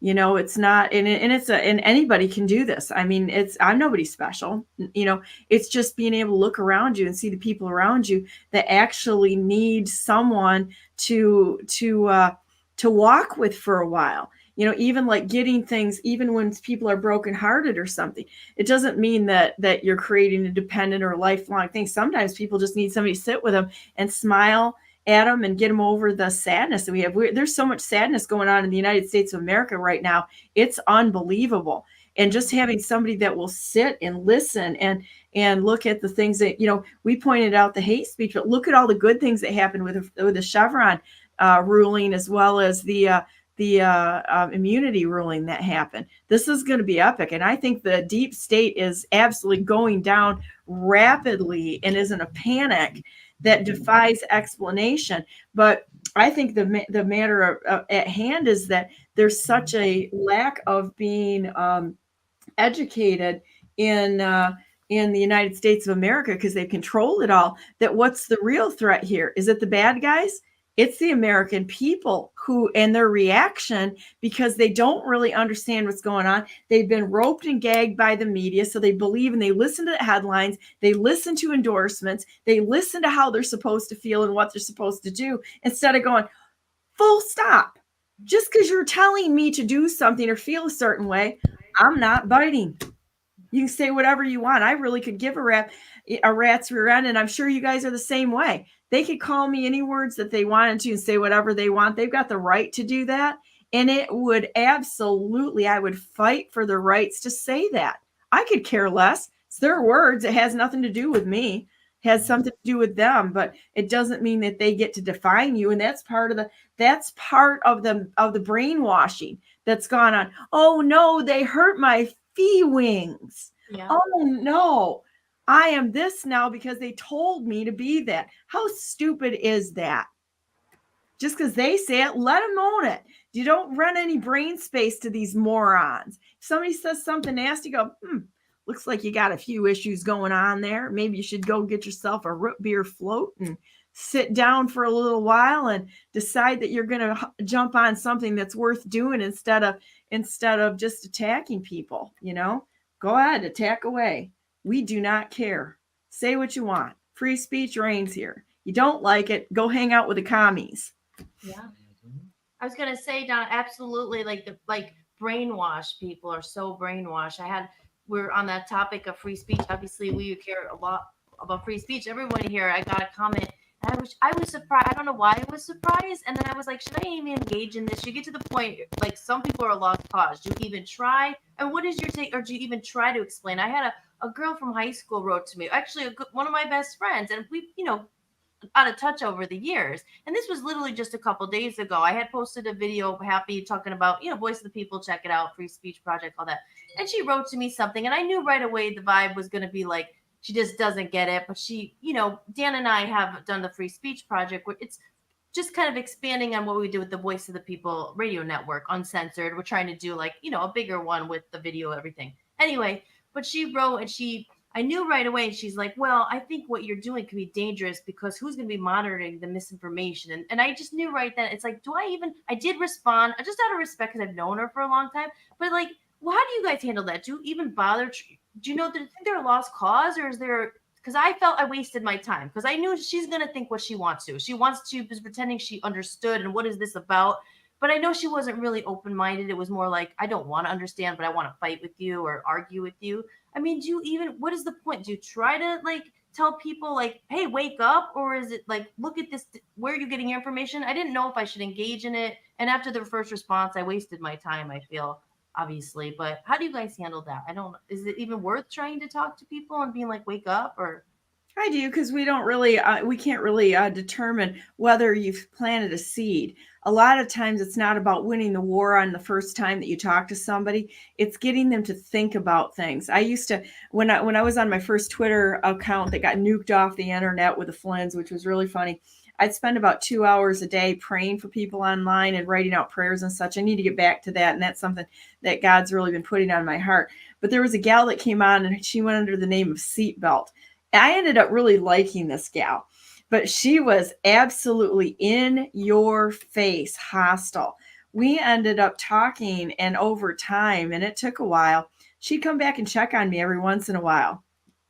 And we ended up having really good conversations. So you got to think about it in an incremental, not winning to be right, but in an incremental way to help another person who's absolutely misdirected and hurting.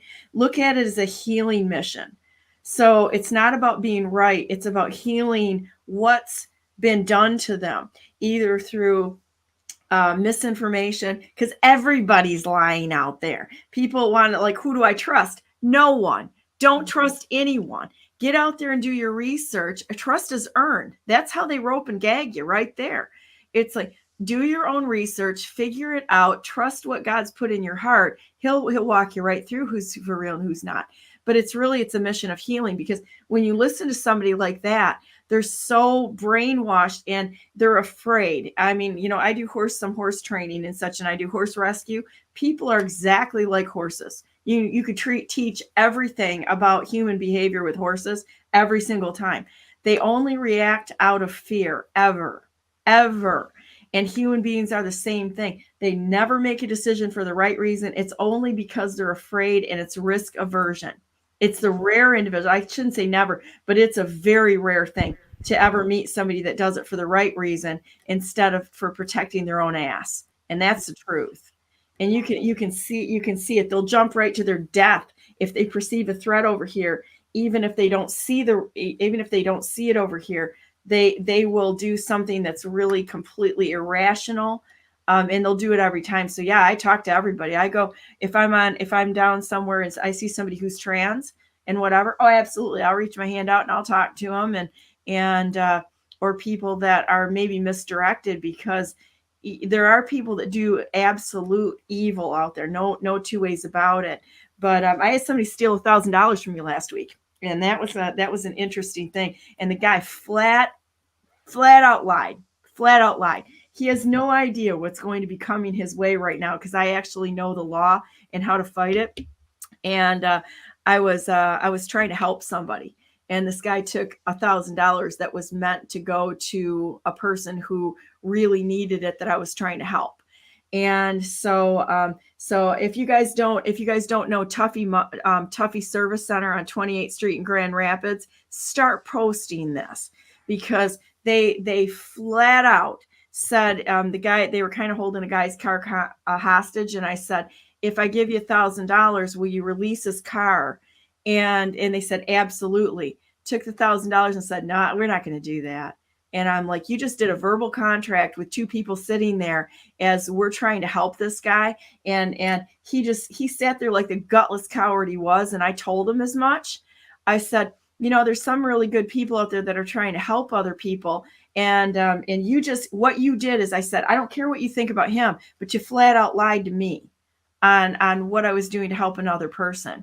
So it's just going to be a matter of time before we blow this up. And if we have to put them out of business for their lack of integrity, so be it. You chose the wrong thing. And I've been going back and forth on him. And he's like, well, if he doesn't pay it, it's gonna come out of it's going to have to come out of me. And I said, well, I did it. I trusted. And I decided to take that leap of faith. And I said, you've become what you say you hate. And I'm like, because I'll always keep my word. And I'm like, you're a coward. And he lost his man card twice there. And I walked out and I'm like, sorry, I keep my word. When I tell somebody I'm going to do something, I'm like, because I'm not a coward. And Chris at Tuffy clearly is a coward, because he said something. There was a verbal contract there. He reneged on it. And he not only screwed me, but he screwed somebody I was trying to help. We should call them. Donna, there's a gentleman, Mike from the Upper UP, that's watching, and he's new to your platform, but he likes what you're saying. So I just wanted to mention that. Oh, thank you. You need to have him on your show, actually, because he knows a lot about 9/11 and all that. He put out a documentary called 9/11 Missing Links. You need to have Mike on your show here soon. I love that, because I've been obsessed with 9/11 since 9/11. Actually, I remember where I was sitting with my dad. My dad was still alive at that time. And my dad died like 2.5 years ago. And we were sitting in a restaurant. My dad was a really great man. He was a great dad. And we were sitting in a restaurant and watched the towers come down. And he's like, I think it's time to go home. And so I picked up I had the kids with us, and packed the kids up, went back to my house and sat and watched the rest of the day with my dad, and there's none of it made any sense.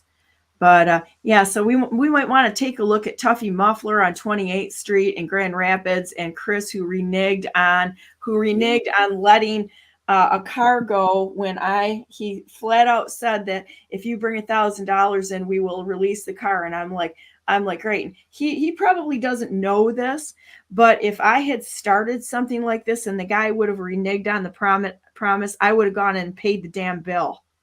Because I don't start with something like that and tell somebody that I have a belief in something without making it good. You know, if I gave an endorsement on something like that, or I started it down, I would have paid the rest of it, but he's too stupid to know that. And he flat ass lied to my face, took the cash and refused to release the car and said, well, he said, then he comes back and I've got the text messages that said, well, he said, if you bring another $2,000 in there, we'll release the car. And I'm like, you didn't keep your word the first time. You flat ass lied to me the first time. Why would I believe anything you have to say now? I said, you're proving you're a liar and that you're and an extortionist. And an extortionist and a coward and would not make your words straight. And the guy whose car it was standing right there. He heard the contract. It was on the phone and he was there. And so they refused to keep their word. So everybody that's out there, I'm actually thinking about starting up a GoFundMe for the rest of this, to see if anybody wants to jump on this. But what would be better is if everybody went ahead and gave them a call. We will.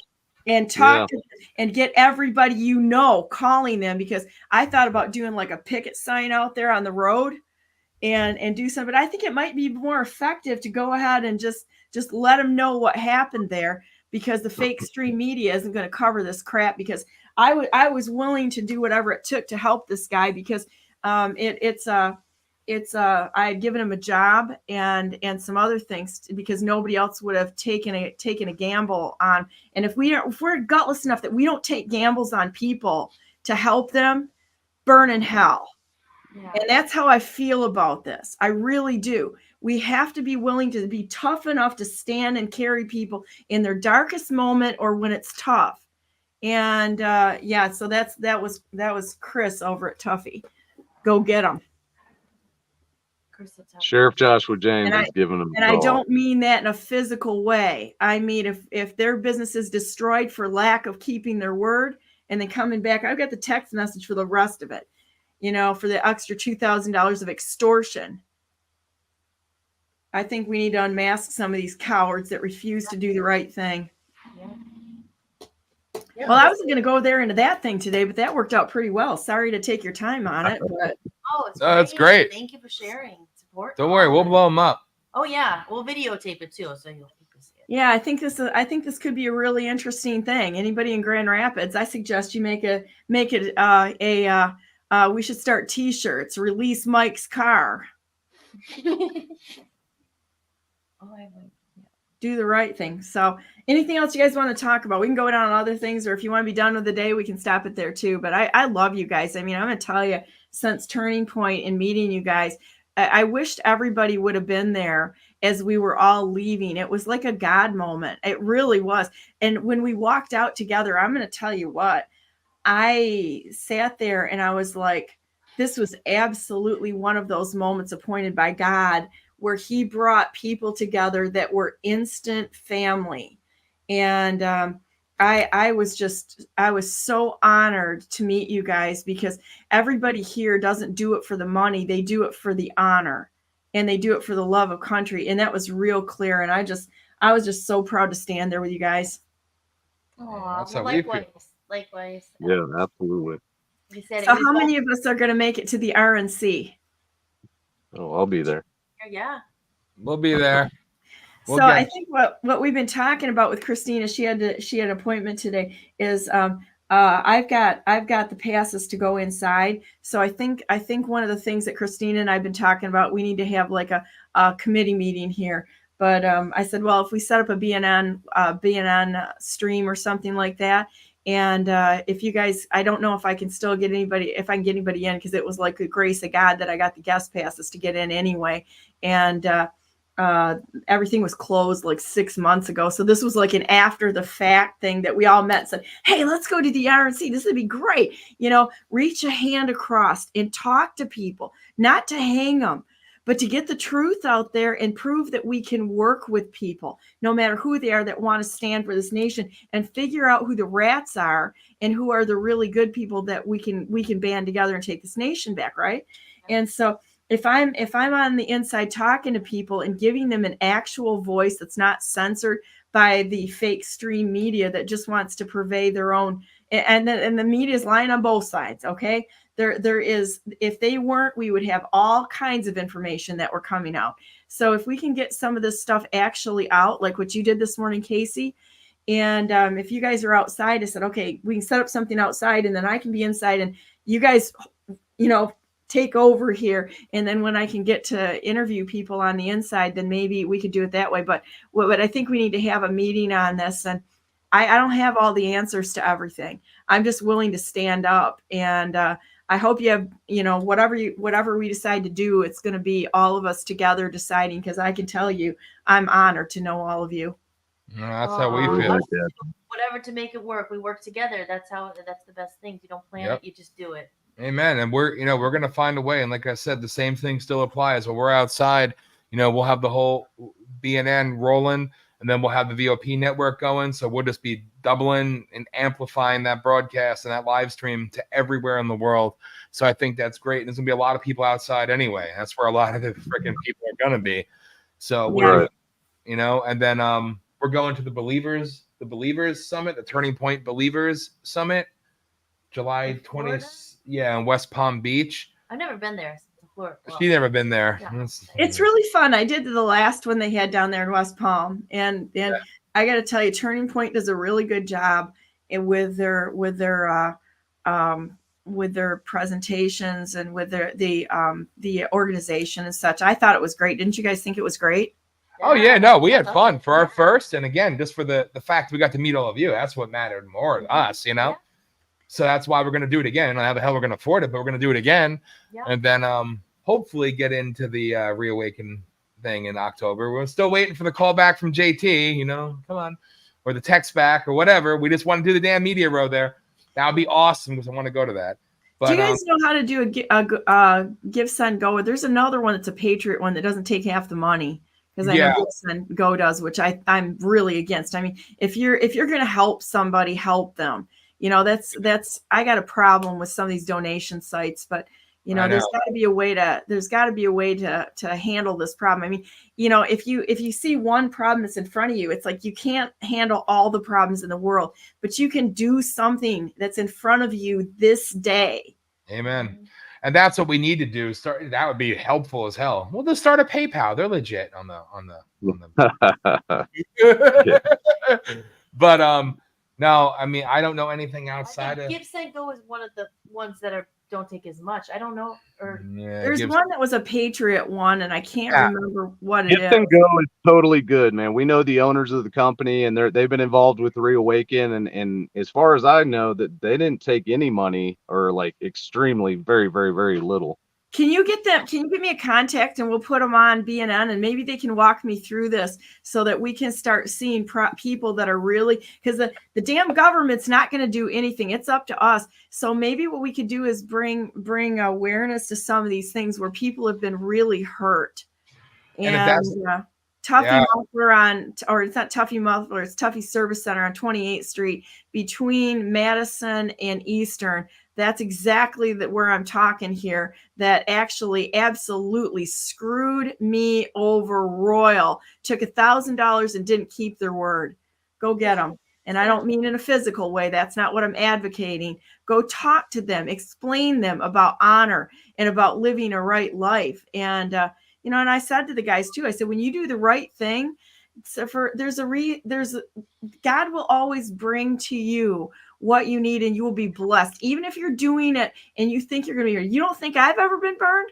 I'm like, man, I could tell you stories that make all the hair on the, back of your neck stand up and make you sad. I mean, if you're in the game, you're going to get burned. Amen. That's just the nature of you got to be courageous enough to go for it and do it anyway, regardless. But yeah. So there you go. I can even give you a phone number if you want. Yeah. Could be pretty. Do you have it, Josh? You had it up there on the screen. Can you throw a phone number out? Yeah. I was just reading all the tell them how we feel about them, their lack of keeping their word. I was just reading all the bad reviews and how they're trying to extort a lot of money out of people. Well, and I think they probably overcharged him in the first place for what they charged him for the car. It looks like it, and I think that he was so desperate to have this done to get him so he could actually have a job and have transportation. I mean, I think this is where this all comes from, that he was like, I need some help, and they promised to help him and then charged him an exorbitant amount of money. So what, can you read it off? I can't see it. Yeah. It's a 616-458-8091. I think we should tell him what we think of him. Yep. Because you're right, Don, it's like, this is an example. This happens all the time, and to so many people, and people don't know what to do. And then that's why, like, people these days, what happened to customer service? What happened to morality? What happened to values, like, of not doing it? Because people get away with it. They're doing it. We had a horrible experience moving. They completely ripped us off, and then they went out of business. We got so screwed by that, but they do that to people. And because so something like this, where you call and maybe try to say, nice at first, tell them, try to more talk them into why they're doing this bad thing, but if people do this, maybe then that will get out, and another person might say, well, I better not screw my customer over. They might do that to us too, and then maybe people hold them accountable. You have to hold them accountable for it, because maybe they get away with it, and it's crooks, and it's just getting worse and worse. And I say fuck them, shame the bastards into submission, scumbag pricks. Well, maybe you start with one way, and then if it doesn't work, I'm just a dick. I'm a hardcore freaking I'm jaded. I'm a product of society. Thank you. That's what I tell people. I used to be calm, but I steal the line from Natural Born Killers. I used to be like you, but then I evolved. What's your pronouns? Dick, or ass and hole. Thank you. I am sorry. Oh my God, I love hanging out with you guys. Aren't you glad you asked? Yes, I embarrass my beautiful wife all the time. I've been better in public. Right? Yeah, his cursing's down a little bit. That's right. And I love hanging out with you guys. You're hilarious. We love you. And listen, I don't like to curse all the time, but sometimes you have to dumb yourself down to get to their level, get their attention, and then you destroy them, Emphasize a point. Intellectual intercourse. Yes, it's great. Hey, Trump said it in The Art of the Deal. You have to speak at a certain, You guys should go and watch 6th grade level. The video that I did. I even censored it. This is how the people up here are so offended. Now, you should watch it. It's the town manager video that I made. Well, it was a real-time reaction to we caught the media lying here. They were supposed to interview all these people. We kind of told you the story, but it's funny. It's just this maybe a minute and a half where I censored some of the curses, and all the people up here are he cursed. Don't go. They spread all this. Don't go to the Trump rally. Dan's They said I'm destroying their culture by exposing a corrupt friggin' system, and the sex traffickers and murderers. It was censored literally. And this is the video that caused. I mean, I think there was other things behind it, they're fake Republicans, but to shut down the rally we did. Oh, he curses, and it was censored. So I was these people get offended so easily. You sons of bitches don't even know the first they're part. Part of they're part of this whole agenda, obviously. Well, I'm going to give you a heads up, because what Chris said when we came in there, he goes, I never talked to you. I never talked to you. I don't even know about the call. I never did this. And I'm like, Mike was standing right there, and he called me for help. Liars. And I'm like, and you're sitting there looking at me, telling me that I didn't even talk to you. And it might have been the guy that's not there that was sitting over here, young guy, wouldn't have known what he's doing. And I'm like, Mike, it was Chris. I remember you saying his name. And it's and I'm like, was it Chris? And he's like, yeah, it was. And it was so expect him to say that, because he's probably going to say that, but it doesn't matter. Truth is truth. So. Okay. And what was his reason for holding the car? Because he was afraid that if the other guy wouldn't bring in the rest of the money, which they said he could do it on payments on, he would be on the hook for it. But he told me we bring $1,000 in and he'd release the car. I would have made good on the rest of it if he wouldn't have, but I wasn't going to give him one word right at that point in time, because he already screwed me and lied to me. And then the extra $2,000 he wants after he talks to his boss, I'm like, well, I'm a boss. I'm going to tell you what, I own a bunch of stuff and a bunch of businesses. And I don't, if somebody says something, on my behalf or as one of my employees, I'm actually not a gutless coward. It's like, you don't just come in and take it and say, "Oh, sorry, I didn't know I didn't have that call. I didn't hear you." Blah, blah, blah, blah, you know, bring in another $2,000. Screw you. You didn't keep. Is the car still there? Yeah. He's like, "That car's gonna sit right here and be parked till my boss comes back here from India after the 5th of July." I'm like, my "Yeah, gosh. yeah." So I mean, that was an entire conversation. Like, you know, I don't know. That's not a way you do business. That, you know, flat out lying to somebody, taking their cash and flat out lying. If he would ask me to sign something there, probably would, but not after he lied to me. Yeah. Because a liar is going to lie every time, and they're going to always lie. They will never stop lying unless they actually turn to God and they get their heart right. But somebody who lies is going to always lie. Remember that. They will, if they don't make it right or they don't correct it, they're going to turn right around and lie to you again. They will steal from you again because they know what they're doing and they don't care.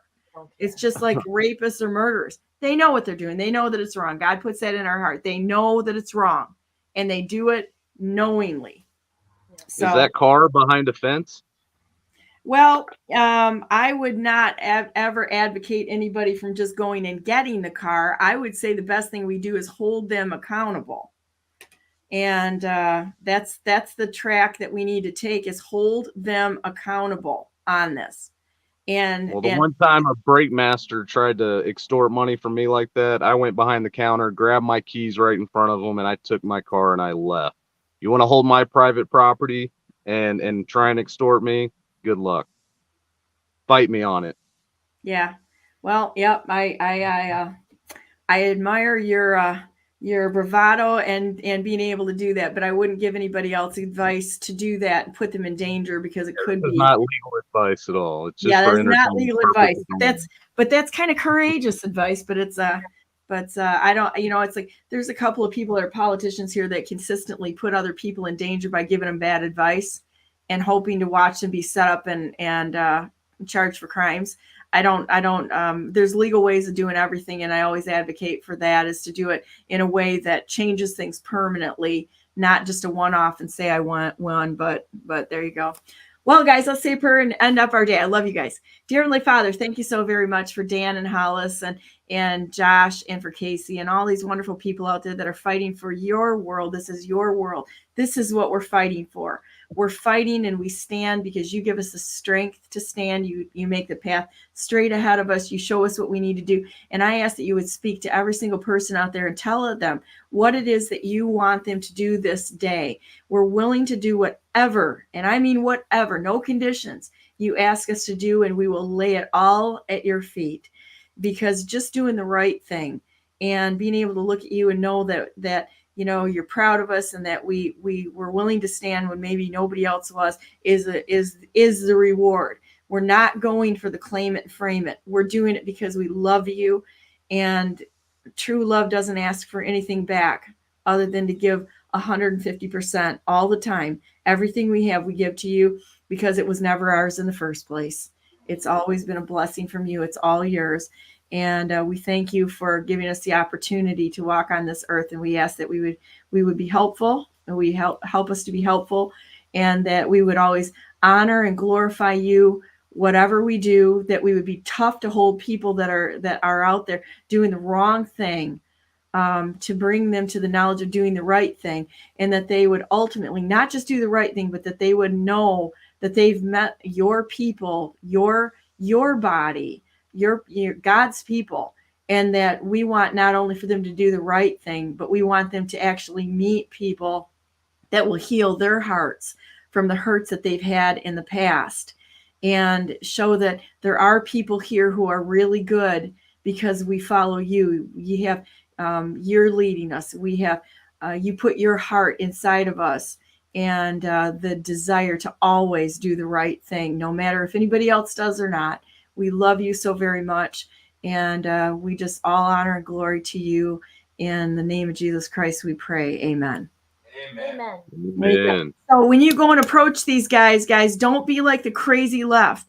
You're talking to people that clearly do not walk with God. The real win is when they learn to do it because it's in their heart for the right reason and to be held accountable. They don't turn to God. We're going to hold them accountable anyway, but we're going to give them the opportunity first. But, to really know that what they've done is the wrong thing and hopefully turn their hearts around. Pray before you talk to them, and God will give you the words that you need to have to address any of these bad situations. So last words, we'll start with Dan and Hollis, then Casey and Josh. I'm just going to say that we love you and we appreciate you all. Woo! And thank you so much. And we can't wait to see you again in person, coming up soon. We're going to get there one way or another. Yep. It's going to be fun. We're going to kick some ass, and hopefully we can talk offline and set some stuff up, and we're just ready to roll. Yep. What he said. No, I can't wait to see you guys again. It's awesome. Like you said, it was a magical moment at the end because I think we knew it was the beginning of something else. It was like, the beginning of the moving forward in the future. It was real. Yes. It was real. It's hard to find real friends and, any kind of friends and support, especially, so to find this, all the planets aligned to get us there at that moment in time. It's really a magical thing, miracle. Casey. Thank you. Yeah, thanks so much for having us on today. I really appreciate it. I love you guys. You're awesome. If you want to follow what I do, you can do that at Casey_Whalen. That's WHALEN. I'm on Substack, CaseyWhalen.substack.com, and Rumble, North Idaho Exposed. And you can find, if you just do a search on Rumble, on my Rumble channel for United Against Hate, you can see I put out actually 3 of these events. One is from a school I think it's in Pennsylvania, but the FBI and DOJ are now going into the schools and they're educating the kids on how to report hate incidences. So it's coming full circle if people don't stop it. I don't know. It's I'm freaked out, honestly, seeing all this. So, but anyways, thank you so much for having us on today, Donna. You're welcome. There's Casey's Rumble channel right there. He's got a lot of good stuff on there too. Just letting you know, not only is he talking, he's doing a lot of FOIAing and such, and talking to people. So there you go. Listen to all of his interviews. He's good guys here. So, and Josh. Yeah, man. Thank you so much for having us all here and for having these open conversations. Thank you all for everything that you do to stand up for this country and for God. And I've learned to become a yes man. I think we've all learned to become yes men and women, which is what brought us together. It's those that willingness to just go with the flow that brings people together. And I can't wait to see you again. And remember, if you don't know your rights, you have none. So, God bless all you guys, and we'll see you here soon. Yep. So here you go. Heart hands. God bless you all.